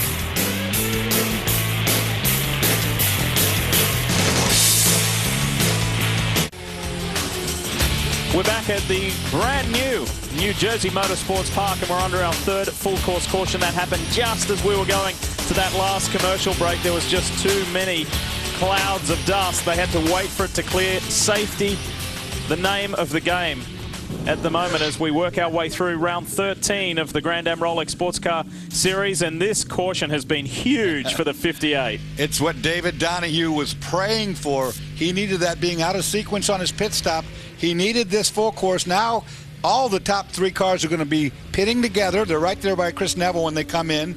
and they're going to see who can get their car serviced and out first. It's going to be a race on pit lane. Not only was it huge for the 58, but also the 01. Let's give you the order before they dive to pit road, and of course Daytona Prototypes will go first. It's Donahue, Hand, Wilkins, Pruitt and Gurney, the top 5. Then Angelelli, Eric Vanderpool, Cameron, Lester, Barbosa. That's the top 10 as they stand right now. But Donahue, Hand and Wilkins will be the race, and Pruitt in the mix there as well. Will Pruitt stay in for a bit longer? Will he hand it over to Memo Rojas? I think he's done enough work for today. Yeah, he will. You're going to see all the things done that need to be done. They're going to go to the green, to the finish from this point on. All right, here they go. And sports car racing is not just about the 2 or 3 drivers behind the wheel. This is truly a team sport. Watch the mechanics, the crews, the engineers go to work, because these boys really earn their money. And spare a thought for the Ganassi crew, who have been working overtime, round the clock, right from the beginning of the week. Oh no, Donahue has hit the wall, and our cameraman has gone down. Wow, Mark Shoemaker has gone down, our cameraman. We hope he is all right. Donahue just slammed into the pit wall. He's back up again. I think probably what happened was he hit one of the tires, which probably hit Shoe. Hope Shoe's okay. He's back on his feet. He's a tough one too. A miscue here. There is Mark Shoemaker, our cameraman, one of the best in the business. Hang in there, Shoe. And Pruitt is out of the car. Getting help now. That's his wife, Judy. Judy over there. Oh, yeah, he is completely used. Chris, tell us more. Well, the leads are down at my end of pit lane. Scott Pruitt got out of the car. He needed some help working his way over to the pit wall. As soon as he got across, you could see that he collapsed. His wife, Judy, was there. She's a physiotherapist, so she is there trying to help. She's waving away our camera right now. A little bit of a problem here on the 01 car. They have the passenger side door that popped open. So Rojas, slow to get out of here, lost a lot of track position on that. We're just going to have to take our time getting to Scott Pruitt, guys. Obviously, he needs some time. He did a long run there. He used everything he had. This is Scott getting out of the car, bringing it to pit road. This is a few moments ago. Might have just pushed this a little bit too far. You see, getting a little help here. That's Kent Holden, the crew chief. Cramped up. You can see really having trouble walking, getting over that pit wall. Crew member coming to his assistance. His wife Judy will be there in a moment. There, it's done. He's completely used. Just remember, he had a massive impact at 150 miles per hour on Thursday morning. They closed the track after that accident. It split the Riley Daytona Prototype in half, but the cockpit and capsule area remained intact. As Dorsey said earlier, the structural integrity of the Riley Daytona Prototype was superb. It did everything that was supposed to do. But this shows you what an Iron Man this guy is. No wonder he's been in the sport 40 years and is going for his 8th road racing championship. One he will deserve and has worked so hard for. That's 100% physical effort right there. And the care and attention from his wife, Judy. They make quite the team. They make quite the partnership. And this has really been a true family and team effort this weekend from the Pruitts and from the Ganassis. And now it's the young Mexican Memo Rojas. His turn to bring it home. A little damage to the left rear wing. You see it right there off the back of the car. Remember, Dorse, if the Ganassi boys leave here with 35 points or more, the Ganassi team will claim the championship. Now, it's a little premature to say to award the Drivers' Championship because, of course, both drivers have to do at least 30 minutes out in Utah to get the same amount of points. So we'll wait there, but the championship will go to Ganassi. Brian? Ryan Finney has been magic yet again in the Pontiac GTOR. Matt Connolly Motorsports, he brings the car in the lead, will hand over to Diego Lessi. This is exactly what they needed. Matt Connolly said if we get to an hour 25, I'm good to go to the end, and that's where we are. So look for them to do a routine stop, get this car back out on track with Diego, and see if they can bring home a checkered flag. Chris? Paul Edwards in the Banner Engineering 07 into pit lane. These guys are racing the 57 today because the problems with the 70 has put them back. So they got to focus on that 57, which I think right now is about 4 positions in front of them. This team is great at pit stops, everything going well, just doing fuel, tires. They should be good to go on fuel. Right now, it looks like still waiting on fuel, but waiting for the 57 to come down pit lane. It is not, 57 comes by, so Liddell is going to stay in front of the 07. Edwards trying to get this windscreen cleaned up, as much dust out here and oil that's been on the racetrack. There Edwards is. out of the way. And Chris, they're on. Oh, that was tight leaving the pit box between Paul Edwards, and it was a little difficult to identify the other car. And this is Scott Pruitt. His day is done as far as his workload. And he told Chris Neville earlier today, I'm very sore, understandably, after that incredibly huge hit on Thursday. But boy, what an effort here today in New Jersey. And he had the car where it needed to be to clinch the championship if it should be able to stay in fourth.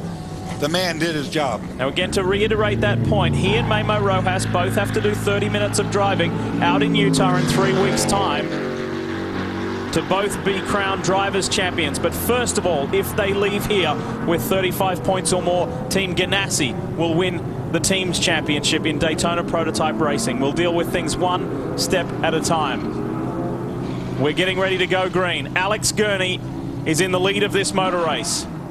And as far as they're concerned, if you ask them, this championship is far from over. Well, now the 21 car, the lead car in GT, is going to get a drive-through penalty because he made contact with another car during his pit stop there on pit lane. Sorry, I didn't hear which number you said. Which 21. One? The 21. So Diego Alessi will have to bring the Matt Connolly Pontiac, the one and only GTO R, in the field. All right, ready to go racing again. The Pontiac G8 is off course. Ready to go with the defending series champion at the head of the train. Alex Gurney with the Gainsco 99 out in front for the first time in New Jersey. Cold tires, watch it, boys. Oh, Angelelli tried to defend from the 60 of Oswaldo Negri, but it didn't quite work. Wilkins defending from Joey Hand as well. Billy Orblin is behind the wheel, I beg your pardon. And Brian Frizzell has taken over from Mark Wilkins. Takes a lap and a half to get the pressures and everything up in these tires. We've seen mistakes on that outlap before. Riding with Angelelli. Boy, that was forceful from Negri. Oz wasn't hanging around. Oz, another car that wants to win really badly. He wasn't going to have any of that Angelelli's pinch down stuff, was he? Well, that was for second place too. So it's Gurney, then Negri, then Angelelli. Here comes Brian Frizzell and Billy Orblin. That's your top five. That 61 and 23 have been the top fastest cars throughout this entire weekend. They have to battle one another, though, to get by all the cars that are in front of them after that pit stop. Car immediately behind is the Rumbub.com BMW of Matt Plum. Think about the workload he's put in today. He finished the second half of the Coney Challenge ST race to win for Bill Fenton Motorsports and then started the DP race, and he's been in there all 60 laps. We'll hand over to Gene Siegel later in this race. He's earning his pay today, that's for sure. Tucked in behind is the 59er Joao Barbosa. They have had 3 fourth-place finishes in the last 5, and in the inside goes the 7. Plum is challenging Billy Orblin and gets that spot away. Oh, and he's in trouble. Orblin to the outside, gets in the dirty stuff, can't make the car turn, loses another position, and now he's got a windscreen full of dirt. Will take some time to compose himself to get back into the rhythm. Somebody dropped a wheel off on the outside there, and you can see the track is getting dirtier and dirtier by the lap. You can't dare go past center line of the racetrack, or you get in the outside tires, get into that dirty stuff. The car will not turn. You just saw it right there. Bill Orblin caught out. New race leader Oswaldo Negri is out in front. He's got by Alex Gurney. Angelelli is closing in, and so too is Frizzell.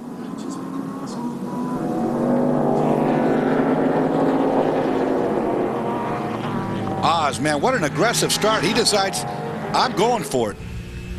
Whoa, whoa, whoa. He's coming up. Is it the 75 that he's coming up on there? I believe it is. And look how dirty the racetrack is. Look at all the sliding around. Got to be very ginger on the throttle like there's an egg underneath it. You can't romp it, go full throttle, you'll spin out. They were plagued by problems last weekend, the Mike Shank Racing crew, particularly aboard the 60 of Mark Patterson and Oswaldo Negri. This weekend, completely different, Mike Shank said. Inside move from Frizzelli, tries it on Angelelli, and Angelelli says, no, I'm closing that door for the meantime, but will it open again? Oh, they bang hard. Good job. Oh, no, this is off and into the guardrail. Does he pull it up? Yes, there's enough space. There's only so much of that blocking you're going to tolerate before you do exactly that. Chrome horn time. You know, I'm on this racetrack too. If I got a faster car, I'm going to pass you. Brian Frizzell not about to be pushed around by Max Angelelli. No, I mean, I said that's what I would have done too. One time you get away with, the next time you get a ride. Let's see it again. Here's the first time.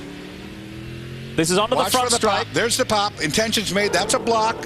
He goes over there to impede the progress. Now, up the inside. He tries to block again right here. Contact will be made. little shove. Nope, not this time. This time you go for the ride.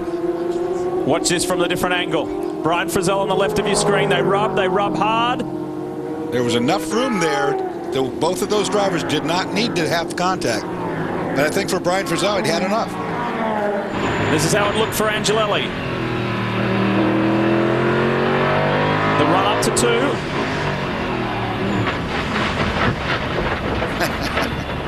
Let's see what everybody else thinks about that. Hard, forceful racing in the Daytona prototype class. The revised order, we've lost the 09. And that is off track. It's a safe place. Guy Cosmo is stuck. That's a shame. He was running in the top 7. The Spirit of Daytona V8 powered Porsche. Guy Cosmo, one of the other drivers that also works for the Super Life series here as a driving instructor, so he knows this race track. Watch the back of this picture. One car off there. That is the 70 of Sylvain Tremblay. Oh. Was there help there? Could have been a little help there on. Meanwhile, back up front in GT land, it's Andy Lally and Robin Liddell. It's Porsche and Pontiac going hard at it. And guess who's arrived on the scene after picking off one position at a time? Brian Sellers is up into 3rd place. The pole sitter has handed over to RJ Valentine. RJ then gave it back to Brian, and he has just ground his way through this field. We've got an update for you on Scott Pruitt. Chris, tell us more. Well, we saw Scott Pruitt have a difficult time getting out of the 01 car, and what happened is they immediately brought him over to the medical center. They wanted to get him in an air-conditioned environment, also check his pulse, and just cool him down, make sure everything is okay. So Scott Pruitt in the medical center right now. We're hearing that everything is positive, and we will definitely update you with any more information, and hopefully we'll hear from Pruitt real soon. Now, when you have soft tissue injury, as Scott definitely does after that big wreck, and you go out there and strain physically and use all your muscles in that race car for the long time that he drove it, cramping occurs. You know, your muscles don't want that right now. They're still injured. It takes a week or two for all that to come back in sync. So for Scott, what he just did there was just an unbelievable effort. Race leading car, the Ford-powered Riley of Mike Shank racing the Brazilian Oswaldo Negri Jr. behind the wheel. Could this be their 2nd victory? We'll find out. There's still a lot of work to be done here in Jersey.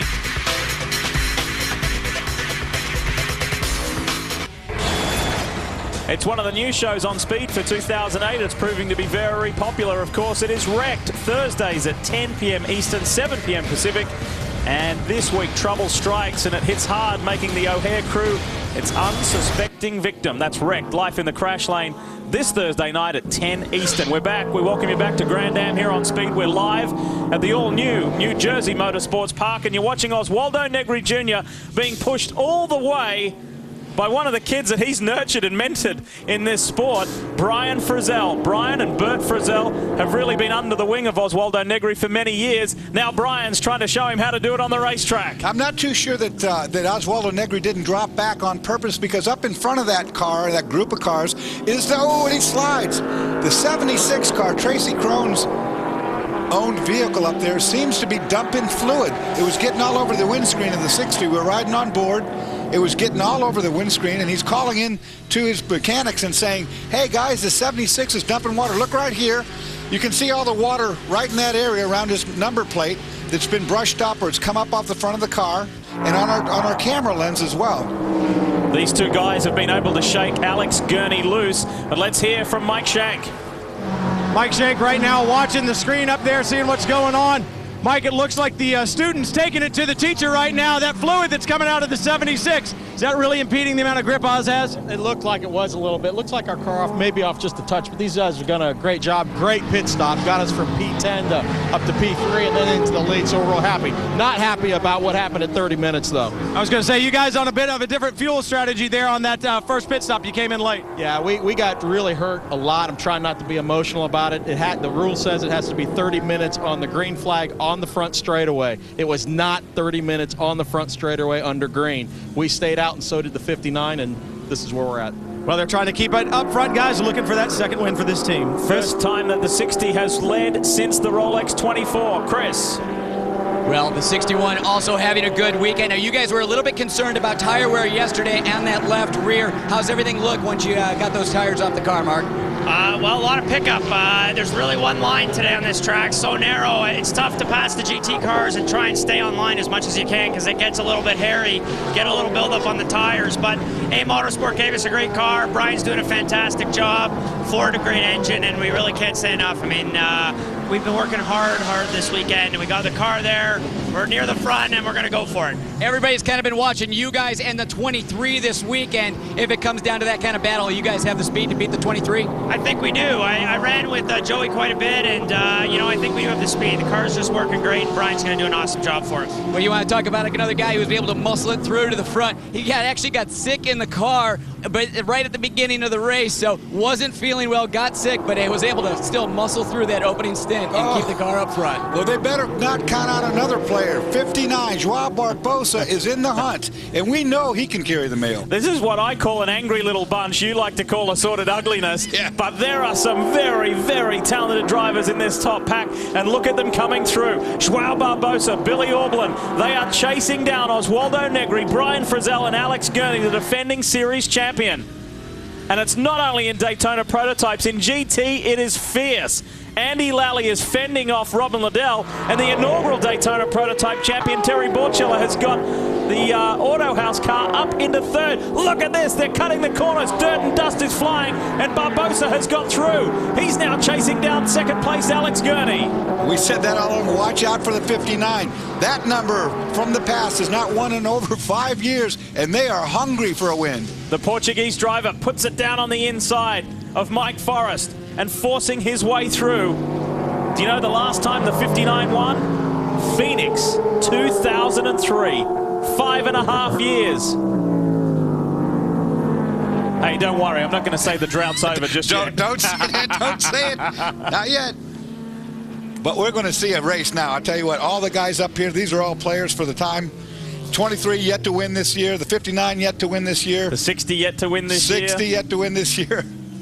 Let's not forget that Oz did put it on the pole at the Rolex 24 at Daytona. Joao Barbosa, his first full year for Brumos Racing. His biggest fan was the late Bob Snodgrass, the former team leader at Brumos. And he was the man who drafted Barbosa into this team. It wasn't that Joao had never raced in Grand Am. He'd done other things. He'd won the GTS class at the Rolex 24 back in 2003 with Andy Wallace. He is a very well-known and respected sports car driver, but now he's really putting himself in the limelight in Daytona prototypes. Frizzell on the inside in the final corner. You can't go too wide there. Up over the curb at 145 miles an hour. They make it stick, and it's too wide back in the back, too. Angelelli putting a move on Darren Law and makes it work. The other thing I noticed is that the car that was leaking the water or whatever is gone. It was Ricardo Zonta, but it is no longer in front of this pack, so there's no longer a worry for fluid. Let's not forget about the rum bum car of Matt Plum. He's running 6th. He's behind Aublin. However, he will have to hand over to team principal Gene Siegel before this race is done. Brian, go for it. Well, you guys keep talking about pickup, and you heard the drivers talk about it as well. This is a slick off a Daytona prototype, one of the Pirelli P0s, nice and smooth and slick. But when David Donahue came to pit road moments ago and had that problem, this is what his tires look like. When they talk about pickup, look at all this extra rubber that gets picked up on these tires on the way in. This is why David literally had no control when he rolled to a stop. Yeah, when you get up on that stuff, we watched the 87 out in the gravel again, out in the dirt. You get up that stuff on the tires when you go around to pass one of these GT cars or whatever, and you're on marbles. You cannot get any grip with all those little nuggets on there. It takes about a lap to get rid of them. Racetrack getting really dirty now. More and more cars dropping off into the dirt, bringing up rocks, bringing up dirt. Tires are wearing out. You got all that rubber Brian just showed you. That's the pickup. So from this point to the end of the race, you're going to have to be very, very careful where you position your race car. See what happened to the 87. All kind of stack up back here. Oh, he just got the 61 just run him off the road down there. Look to the right, look to the right. Up here. Now there's a 23. Oh, yeah, thanks. See ya. Whoa. Unfortunately, that was Frizzell pushed that guy off the road. That was Dirk Werner. Dirk Werner's not going to like that, and I'm wondering if that won't draw a penalty. And Scott Pruitt and his wife Judy returning from the Infield Medical Center, and Scooter's looking a little better now, isn't he? Rehydrating, and after a very hard day's work. Great race on our hands, don't go away. Yeah, give me more sports car racing. That's what these guys are saying. Here for the very first time, Grand Am, the Rolex Sports Car Series at the New Jersey Motorsports Park. And the weather has been, well, it's been mixed all week actually, but today has been the best day of the week to go racing. While we're under caution, let's bring you up to date with a Daytona prototype race recap. If you've just joined us, it was Mark Wilkins sitting on the pole, and it was Antonio Garcia who spun early, got himself back on the track, but then lost fire. And bang, John Heinrichsey in the Corvette just slammed him. Michael Valiente didn't hang around after winning last week at Infineon in California, wanted that lead, and so too did Joey Hand in the Ruby Tuesday Porsche. Look at this, just took the lead away from Valiente, and then a caution came out. It was perfect timing. Mamo Gidley with a nice pirouette, full 360 and kept going in. Patrick Dempsey did a good job to miss him. Then fighting hard early on, Alex Gurney putting a good hard move on the inside of Max Angelelli. He ran off and kept going again. And then around and around went the 09 Spirit of Daytona car. At the restart, Oswaldo Negri was forcefully got by Angelelli as Gurney took the lead. And then look at this, Brian Frizzell and Max Angelelli getting into it. Angelelli has been in the thick of things today, and that was forceful, hard, forceful driving in the Daytona prototype ranks. That brings you up to date.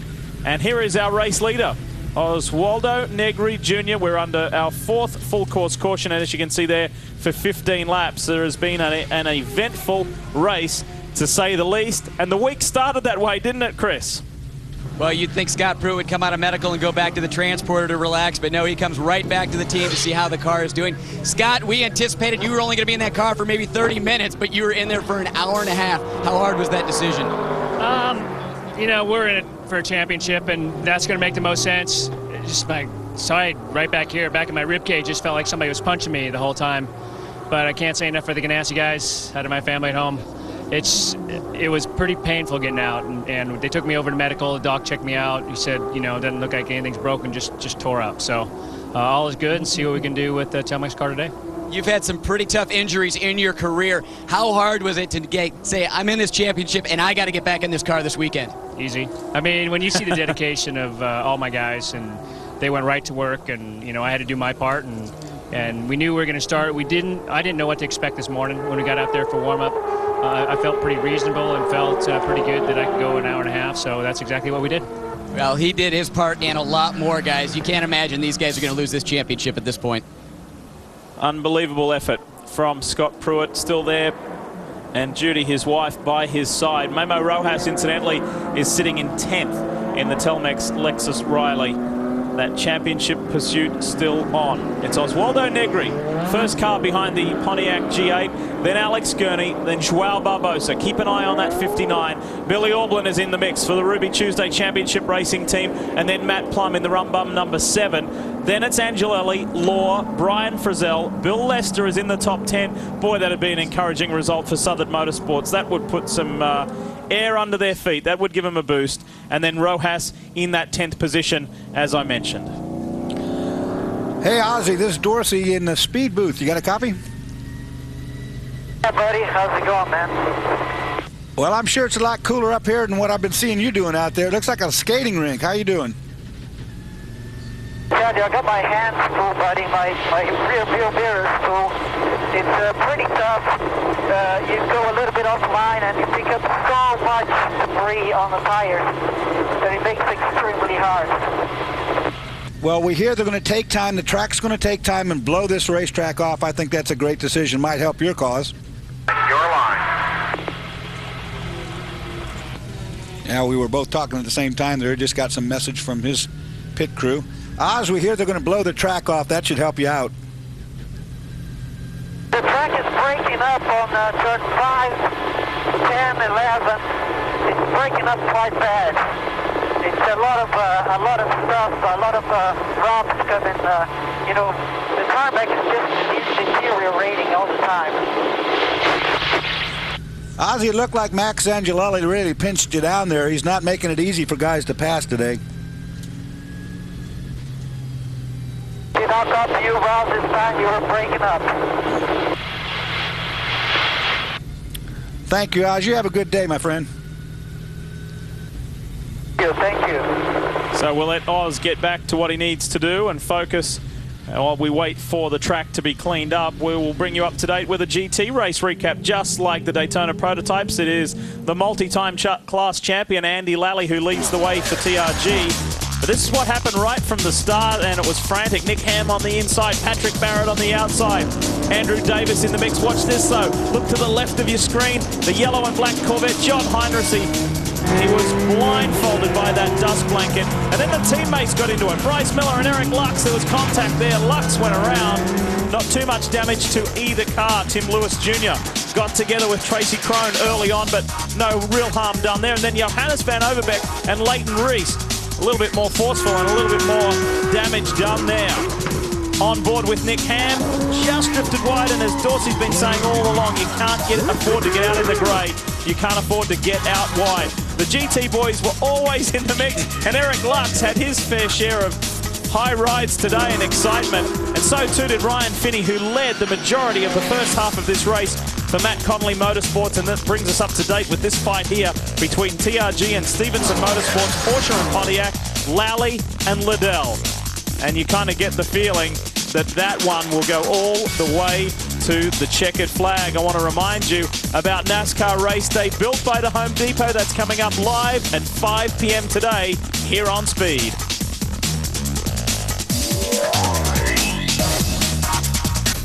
Yes, we are at the New Jersey Motorsports Park. It is a new facility for the racing world, $150 million world-class facility set on 500 acres of land, and some Jersey notables here on your screen. And just like we did last week at Infineon when we asked the drivers about their Olympic thoughts, we also asked them, when you mention New Jersey, who comes to mind and who impresses them? Oh, Frank Sinatra by far. Bruce Willis. Bruce Willis. Tony Soprano. Bon Jovi. The Boss. Bruce Springsteen. Tony Soprano, because if I have any problems out here, he's probably the likely one that is going to get me out of them. Frank Sinatra. Jack Nicholson. You can't handle the truth. Frank Sinatra. Frank Sinatra. Great track, great place, great actors. Love it. And for you, Dors? Lou Costello. My buddy. Does that mean I'm Abbott? All right. Oh, somebody off track on the pace lap. And two cars. There's somebody with a Porsche. It's a Southern car. It's Bill Lester. I saw the red. I thought it was the 99. I thought it was the Gurney car for a moment. Let's see what happened to Bill Lester here. He is covered in dirt. I saw a GT car, I think, too, that must have been involved. We'll keep an eye out. Oh, he just ran wide. God, he does a big spin. Now look at that cloud. Now maybe the GT car was a figment of my imagination, but that one isn't. This caution may be extended. This may be extended as Bill Lester struggles to get back out on track while he tries to regroup. Let's go down to the pits. Here's Brian. Well, Hurley Haywood's getting more face time on Speed this year than Dorsey, and that's a good thing for our fans, that's for sure, Hurley. But right now, two of the Brumos cars running up towards the front. They seem to get stronger and stronger every weekend. Is this the weekend? Well, I told you I wasn't going to talk about that with you, but both cars are strong. The 59 car is in a good spot. We got some strong cars in front of us and in back of us, but we're just going to try as hard as we can go and see what happens. And I know it's all about getting the brand, the team up there to the front, but 59 has a special place in your heart, I know. When it comes down to it, which one are you really rooting for?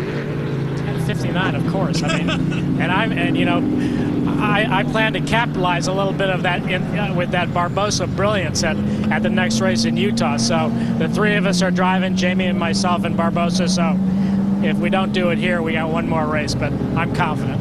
Brumos, they're going for it, guys, and they're looking really, really good. Chris? Well, the Ruby Tuesday car was at the top of the time charts all weekend long, but he's sitting in fourth right now. How tough is it going to be to work by those first three cars? Well, you got the right guy for the job out there, Bill Auberlen. You know, it's really tough in GT traffic is the big thing, and then it's just a tough racetrack to pass. But, you know, I have all the faith in the world with Bill Auberlen, and these guys really put a race car on the track this weekend. Ruby Tuesday car's been strong. You know, the big thing for me is I'm anxious to get home and get myself a triple prime burger at those newly remodeled Ruby Tuesdays back in California. So just a great job by these guys. I can't say enough for the Ruby Tuesday team, and my wife's still holding on to that baby, Chris. Well, that's good. Now, we've seen a lot of pickup on the tires. How tough are these opening laps going to be here to get that pickup off? Really tough. I had a real tough time with it, actually, but it's all the same game. You know, everybody's trying to do burnouts and get the stuff off the rear tires. But I think you'll see is a lot of sideways stuff through 1 and 2, and then a lot of guys were shooting off of turn 5. They're over braking turn 5. So, you know, again, I think Bill's the right guy for the job, and you know, we'll see what happens. We're looking for our first win here, and there's a lot of anxious people standing right here. Well, hang on, guys. I think we're going to see some pretty wild and woolly opening laps here once these guys get the pickup off. Yes, once we get into the green flag racing, Chris, it's been very exciting today. Let's bring you up to date with the DP point situation as of now, keeping in mind that Pruitt and Rojas came into this event with a 42-point lead. That would be cut to 32. And that leaves the championship still well and truly alive. Remember, you get 35 points for a win. So we would go to Utah still alive. So the pressure is on Memo Rojas to try and get a few more positions up, take some more points away, extend that to 35 or plus. But Brian, I made mention earlier, if you talk to the Gainsco boys, whether it's Alex, John or Bob Stallings, this championship's not done for them by any means. No, the championship's still very much alive, but it's going to take race wins to get it done. They're in a good position right now. John, guys talking about a lot of pickup on the tires here in this racetrack, kind of an unknown. Alex behind the wheel right now. What does he have to concentrate on in this restart to make sure he's got a good car to do battle with? Pickup is a really big issue. It caught us out in the Gainsco car on Alex's first restart, and we're just keeping him updated and telling him to really work his tires hard. So just try to do that and get a jump and try to get by Oz. It's going to be tough. Going to be tough, but they're going for it, guys. They're looking for win number 2. Well, one thing they can do when you see the boys scrubbing back and forth, the one thing they're doing, they're scrubbing the tires on the front, and then they're loading the brake up to try to put nose weight on the car. But the important thing you heard them talk about before is do burnouts. Start spinning those rear tires up. The rear tires are bolted straight ahead, so when you weave back and forth, they don't really turn like the front. They don't dispel all of the rubber buildup, so you have to do burnouts. You see all the skid marks on the straightaway here where guys have been lighting those tires up. It's imperative that you get all of that rubber off, or you're a sitting duck. 3-time Grand Am Rolex Sports Car Series champion, twice in GT, once in SRP2, the old prototype class. This is Andy Lally. His team principal, I imagine, is pretty excited that he's up front. Here's Kevin Buckler. Well, Kevin Buckler had Brian Sellers on the pole. Now he's got Andy Lally out in front of him, GT. Kevin, you were able to come here and test with your Coney cars a couple months ago. Did that give you guys an advantage this weekend? Thought it was going to, but it really didn't. There's nothing similar about the cars at all, and all those really good drivers. Everybody was up to speed real quick. A little bit of loss of track time on the first day, so not at all. Guys are doing great. Andy's out front. Spencer had a little fuel bobble. I thought we could be, a couple cars banging on the podium door. Brian's in P4 right now. The 65 guys are doing great. We're just hoping to get a win here if we can. The Porsche really seems to be the package on this racetrack. Why is that? High-speed corners are good. You know, our drivers are really on. Everyone seemed to click this week, and our setup was good out of the box. And seems like a good track. The Pontiac, so at the end, here we are running the same lap times right down at the very end. So I think it's a good track for all the cars. We just seem to be excelling in these high-speed corners, 3rd and 4th gear corners, and it's good for our car. Not having to grunt it out of the corner on torque or have the weight disadvantage like the Mazda has on us. Well, hopefully these guys can get their first win of the year. They've been waiting a long time. They've been very patient. Let's show you the GT point situation as of now. And I'll remind you that Collins and Edwards came into this event with a 6-point advantage, so they would eke out another 3 over fellow Pontiac drivers Andrew Davis and Robin Liddell. And then falling off the back of this challenge is Nick Ham and Sylvain Tremblay. This has not been a rewarding day. Tremblay told me earlier this weekend, he said, I won't be disappointed if we don't win or we don't win the championship. He said, I just want us to do the best we can, and it will be interesting to hear Sylvain's assessment of this weekend here in New Jersey. Paul Edwards, this is Dorsey Schrader in the speed booth. You got a copy? Boy, it looks like a war out there. You guys are leading the points by about 6 right now, and you're back in 6th place. Do you got anything for him to get up front? Dorsey, you're breaking up. I didn't catch any of that. You got enough car to move forward on that? Well, apparently we got some communication problems with that car. Well, let's stay with GT and let's stay with Pontiac. Brian has more. Well, if Kevin Buckler wants to get to victory lane, he's going to have to get past the Stevenson Motorsport Pontiac. Right now, Mike Johnson looking at his laptop. Mike, you guys have anything for the Porsche with speed? Well, we got the best driver in the field, and he keeps winning races, so we always do better when we're behind. At Montreal, we led the, last 30 feet, so Robin knows what to do. He's the best guy out there. We're fully committed to it. You know, it's just one of those fuel gambles again, but all this yellow helps. If we can get one more guy to drive off, we'll be in good shape. I was going to say, the speed is one thing. Having the fuel to get the speed is another. Are you guys going to be okay on fuel, or how close will it be? We'll be as close as everybody else. 30 feet again? Well, yeah, that may be. It's going to be tight, guys. And that family baby thing's going on in the Stevenson camp. Randy Couillot, who is one of the team's workers, the refueler, he had to fly home and he missed the birth of his baby boy, Colin. Maybe it can bring another win.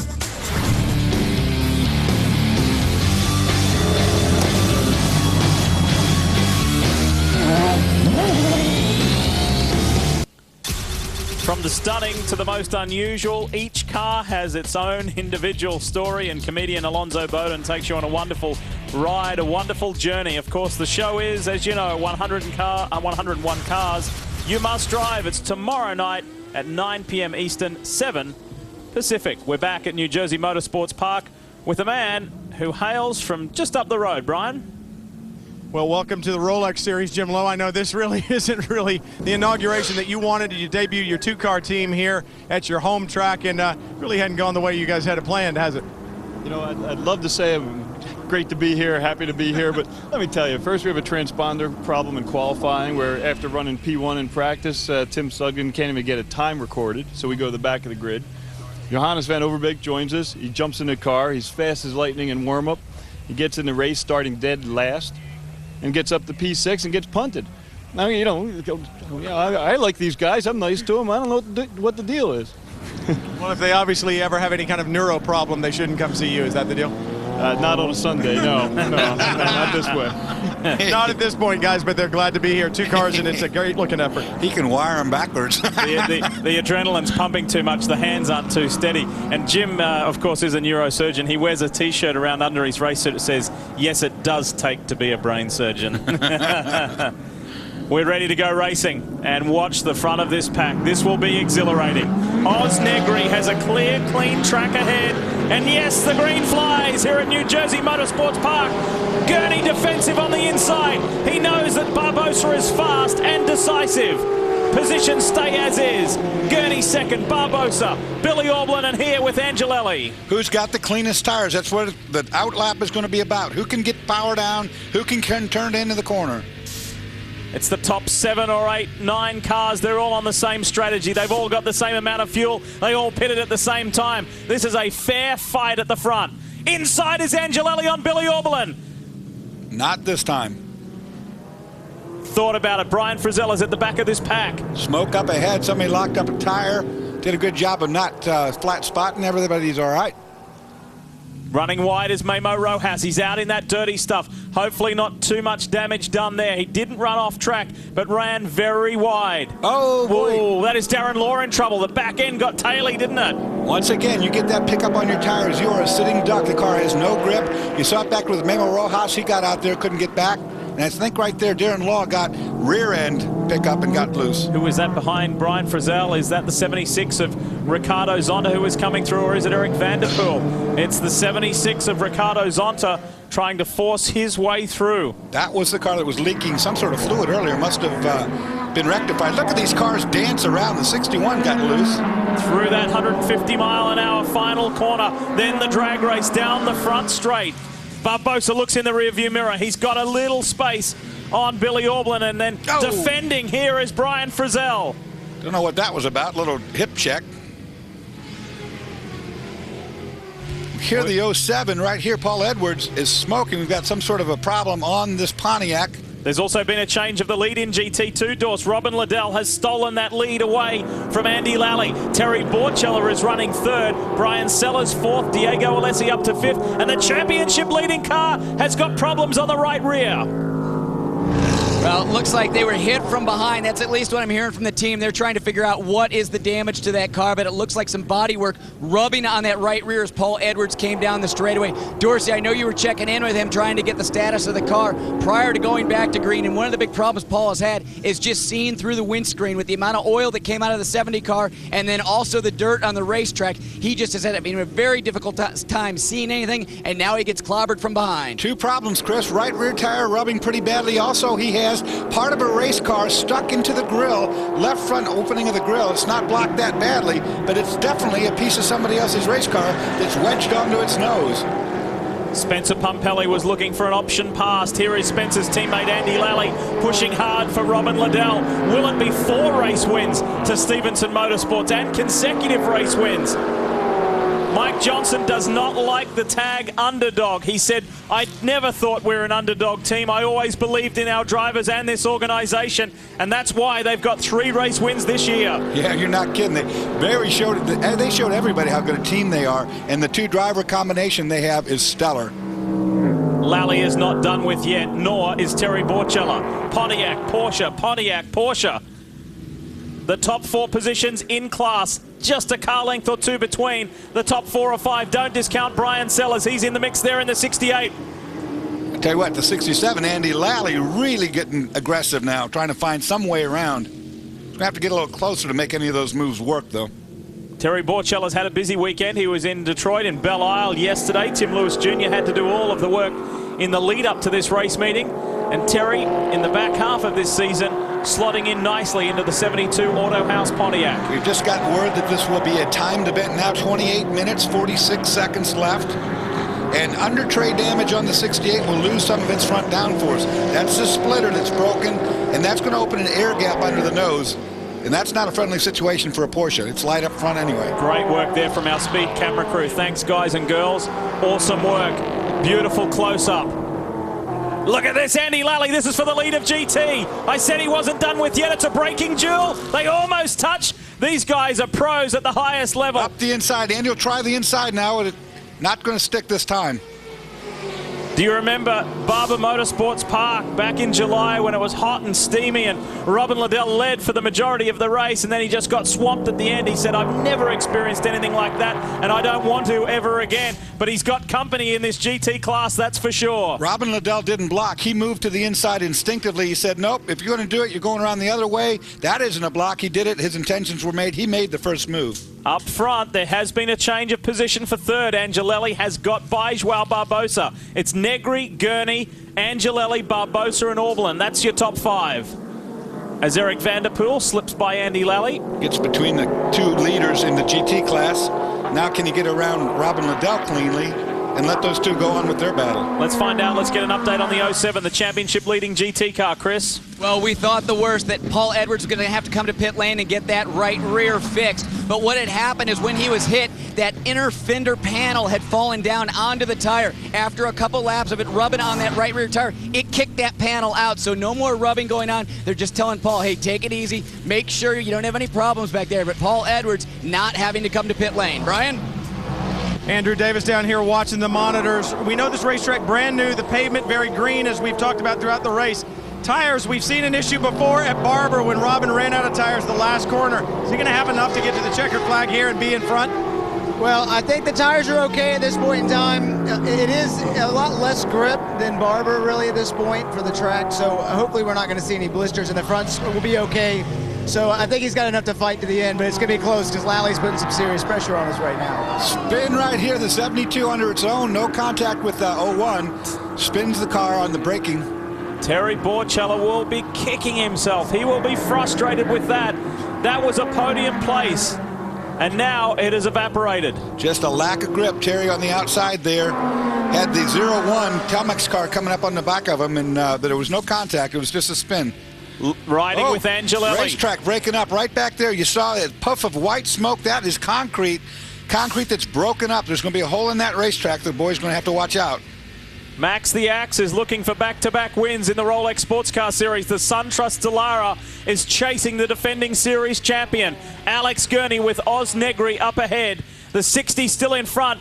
But you know what? This car has been the fastest car in this race. Angelelli with the fastest time at a 1 minute 12.440. He is flying, the Italian.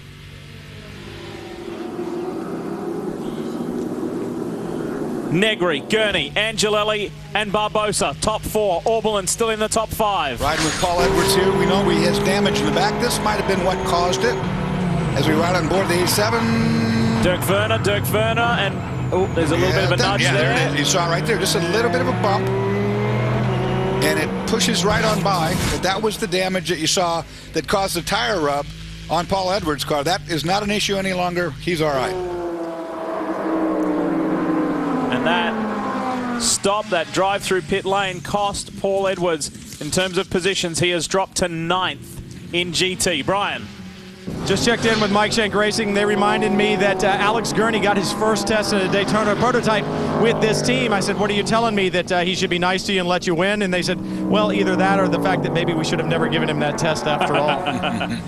Hey, Mike Shank Racing have some pretty big news too. They have acquired the services of Ryan Dial and Rafael Matos for the finale in Utah, 3 weeks' time.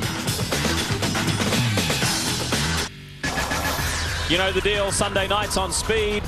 It is all about Wind Tunnel with Dave Despain. Tonight, the first woman to win a funny car national in NHRA history. Yes, Ashley Force, daughter of John and NHRA funny car superstar in her own right. What a wonderful year she's had.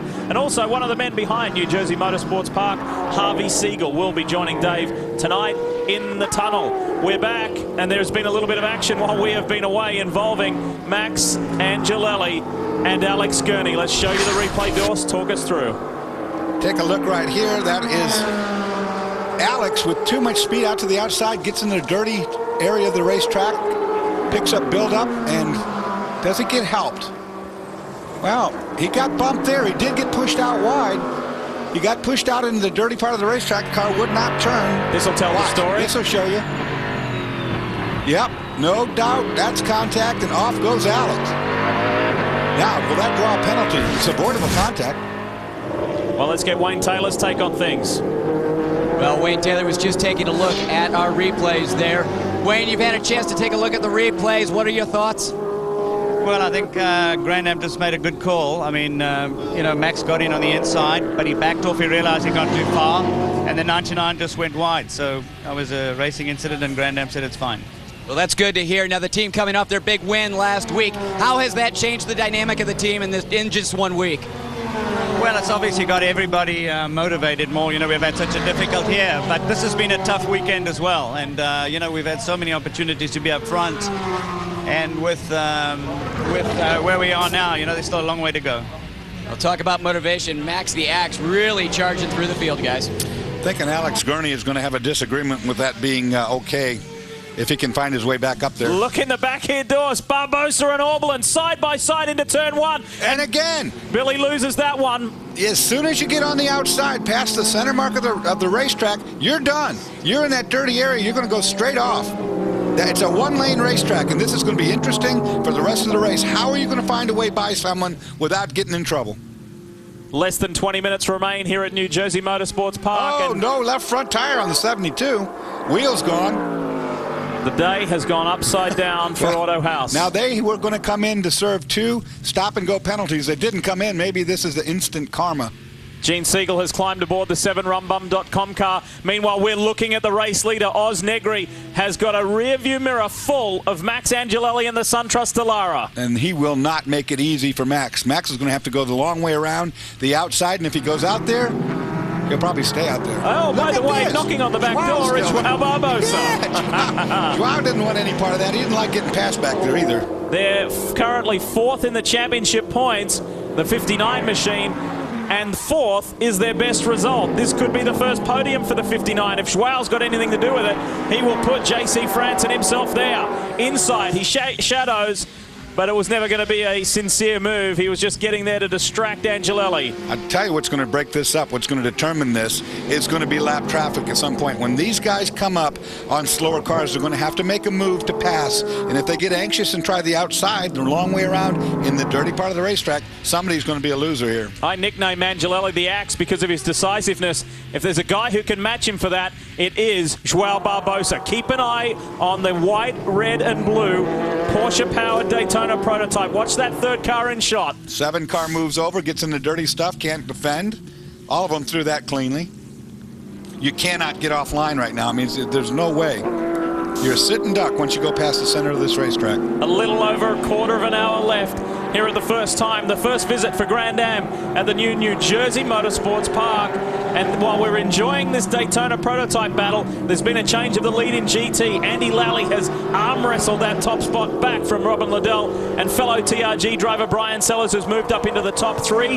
Dirk Werner is now 4th, and Diego Alessi in the top 5. Chris. Well, the green cars have been very quiet today, running around a little bit further back than we normally see them. Ricardo Zonta in the 76 car right now. They've been experiencing an overheating engine all day long. They said that the screen in front of the radiator had a pretty good sized hole in it, so they think they got a rock kicked through there early on in the race, did some damage to the radiator, so that radiator's been leaking. So about every 10 laps or so, Ricardo Zonta having to come to pit lane to put some more water in the car, and that's exactly why he's in pit lane right now. That explains the fluid leak we saw before when we rode on board with Oswaldo Negri. Getting on our camera was because Zonta's car has a pinhole leak, and it's the one that's dumping the fluid. Zonta was one of the fastest cars on the track, so that's frustrating. They weren't on the lead lap anyhow. Now these cars have water, not antifreeze in them. As a result, when the fluid gets on the racetrack, it's just water and it goes away very quickly, unlike antifreeze, which is oily.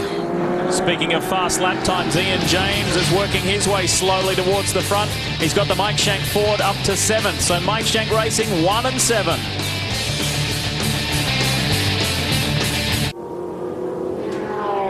The Supercar Life 250 continues here at New Jersey Motorsports Park. Lee Diffie, Dorsey Schrader, Brian Till and Chris Neville with you. And this has been a race to remember for a variety of reasons. And Mike Shank Racing is certainly hoping that it's for all the right reasons. Oswaldo Negri has about a 5-second advantage over Joao Barbosa, who got by Max Angelelli this time by. The 59 Brumos car has moved into 2nd place. And it's going forward in a hurry.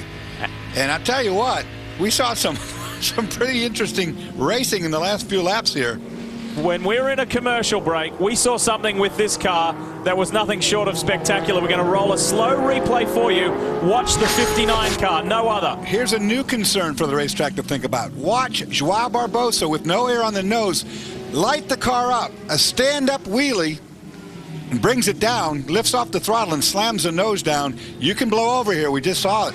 That immediately makes me think of the uphill at Lime Rock. You used to see that in Trans Am cars, right? Yeah, and that happened, of course, because he was so tucked up underneath the back that he had no air going across the front of his nose. He had no downforce on that nose, and it lifted the whole car, all 4 wheels, off the ground. Brian, it couldn't be more contrasting weekends. Infineon was nothing short of a nightmare for the 60 Mike Shank Ford. How does Mark Patterson feel now? Everything seems to be going their way. Mark Patterson here. In between watching the car, he's also on his BlackBerry. One of the things Mark does every week is type a blog. You're doing your blog right now. Have you done the ending yet? The ending is P1, baby. It has to be. Woohoo! Oz is just fantastic.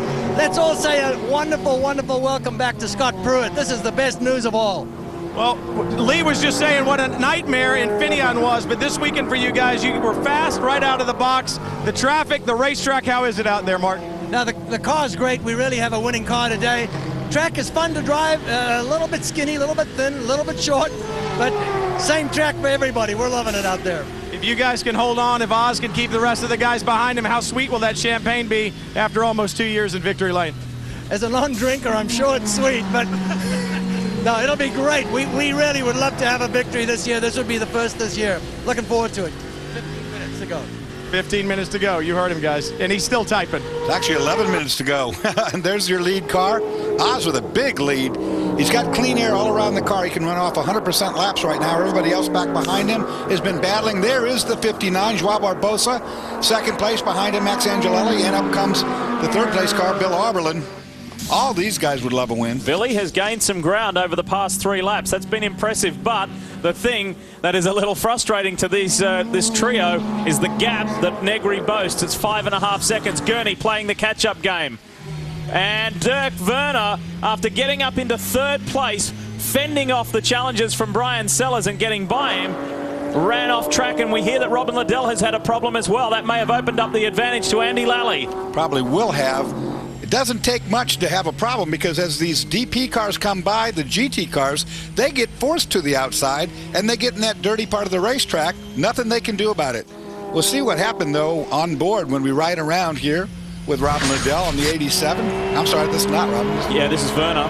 Oh, this is the fast corner. Oh, it was Ian James. Ian James came through. That could have been huge.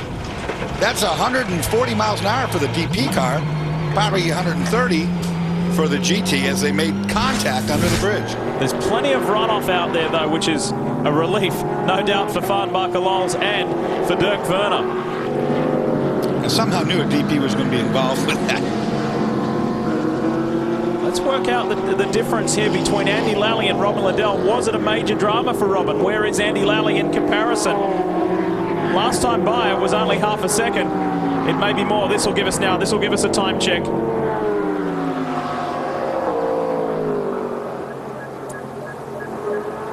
And that tells the story. It was a huge drama for Robin Liddell.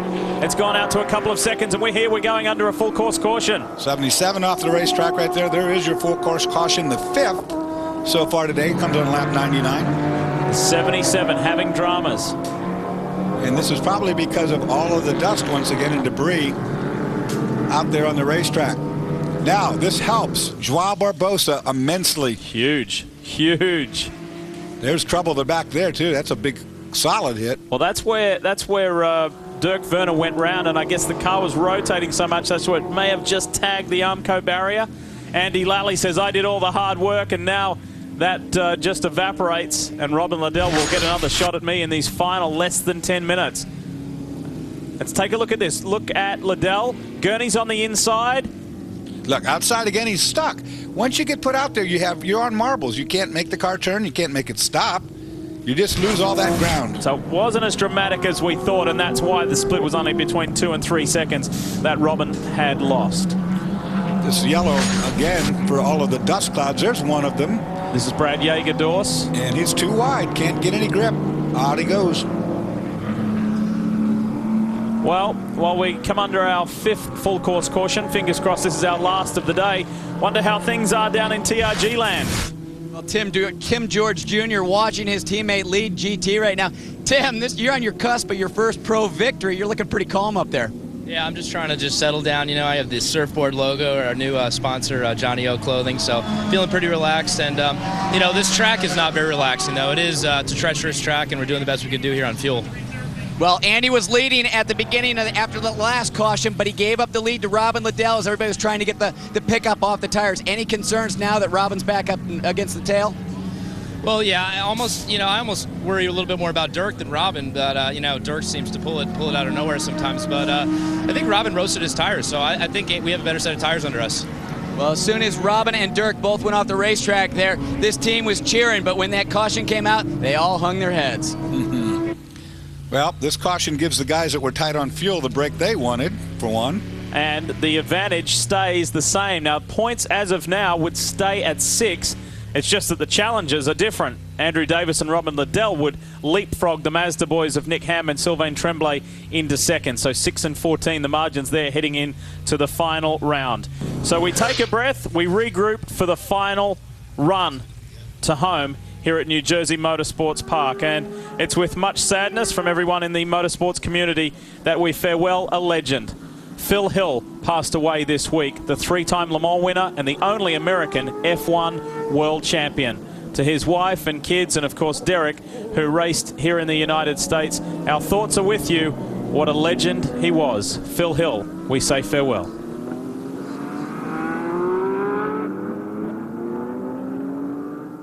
Are you ready for one final fling here at New Jersey Motorsports Park?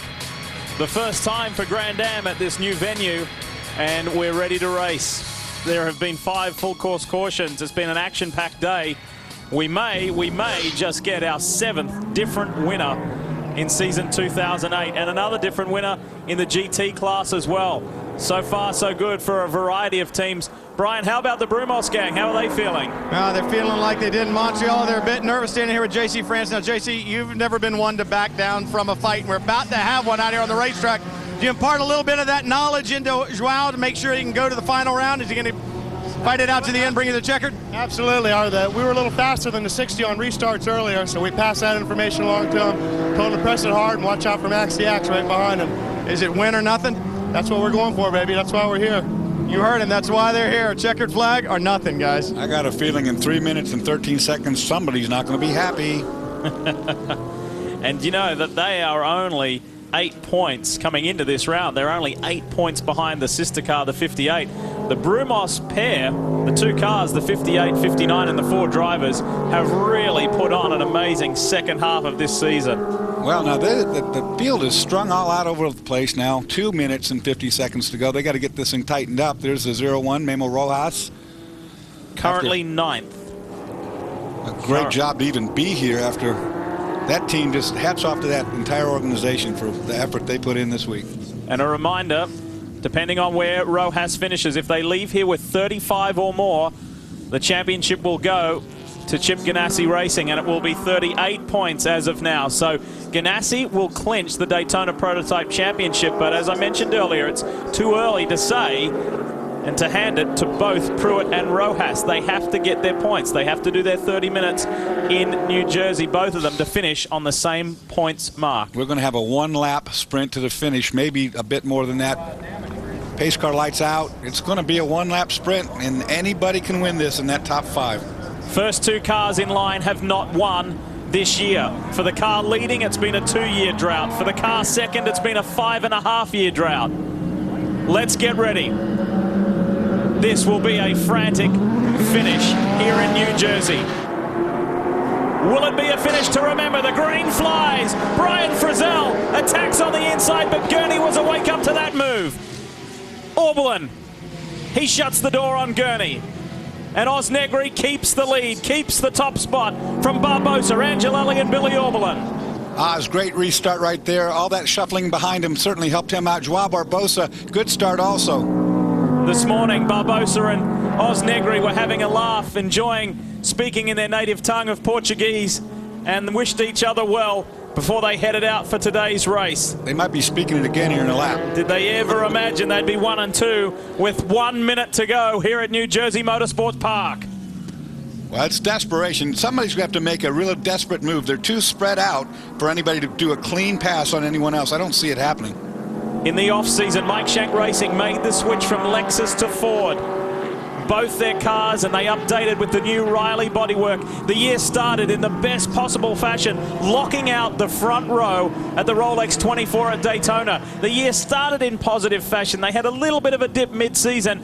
This would be a way to finish it just beautifully. Barbosa is not done with yet, though. He is not giving up. They come through that final turn and onto the front straight. 1 lap to go here in Jersey. Is it Negri? Will it be Barbosa? Well, they made it back around to the start-finish to get one more go at it. That lap clean by all the top 5. Nobody did anything wrong there. The only one in contention is Barbosa. Angelelli seems to be a little too far back. There's still a full lap left to run. They do the jump, and Joao gets a little airborne again. That allows Angelelli to gain some ground. He's got momentum. He goes for it big time on Barbosa and nudges him out of the way. The win cannot happen for Brumos from here. Nope, that was all it took. He got pushed in the dirty part of the racetrack. He's going to lose 3rd position to Oberlin. And he does. And he's dropping back all the time. Gurney scrambling to try and grab more points and stay in this title fight. Ian James has all of a sudden arrived on the scene as well after setting quick lap after quick lap. A beautiful final run for Ian James, and Angelelli feels like he's not done with yet. And maybe he's not. He's within position. He's right where he needs to be to pick up some draft. Final sequence of corners as they come through here. It's the last corner. It's been 2 years for Mike Shank Racing for the 60. Oz Negri and Mark Patterson do it at the New Jersey Motorsports Park for the first time. It was Utah 2006, the Sun Chaser event, where Patterson and Negri were victorious for the first time. And that 2-year wait has been well worth it. In GT, Andy Lally punching the air. He gets it in the 01, comes across the line. Memo Rojas finishes in 9th place. Brian. Mark Patterson climbing down off the wall. Mike Shank is around here somewhere. It is absolute chaos and mayhem down here right now. There's Mike Shank. Mike, come over here. Early in the race, after that first pit stop, when you got a little caught out of sequence trying to play by what you thought were the rules, did you think that it was all gone at that point? Yeah, I was not happy. Still, I'm not happy. I want to dedicate to John Maddox, who turned 41 today, so he's an old fart. And I want to thank Tom Finley, the fueler on this car, did the job. He got us out in P3 after that last stop, did a great job. Mark, did you type the finish to your blog yet? Is the ending there? No, I started to stutter with my thumbs. Oh, that feels great, man. That is a fabulous place to be. Well done, Oswaldo, baby. Congratulations. They're a great team. They're a great bunch. And how about that? A little bit of determined driving at the end. The pressure all the way for Oz. Well, we've got our 7th different winner.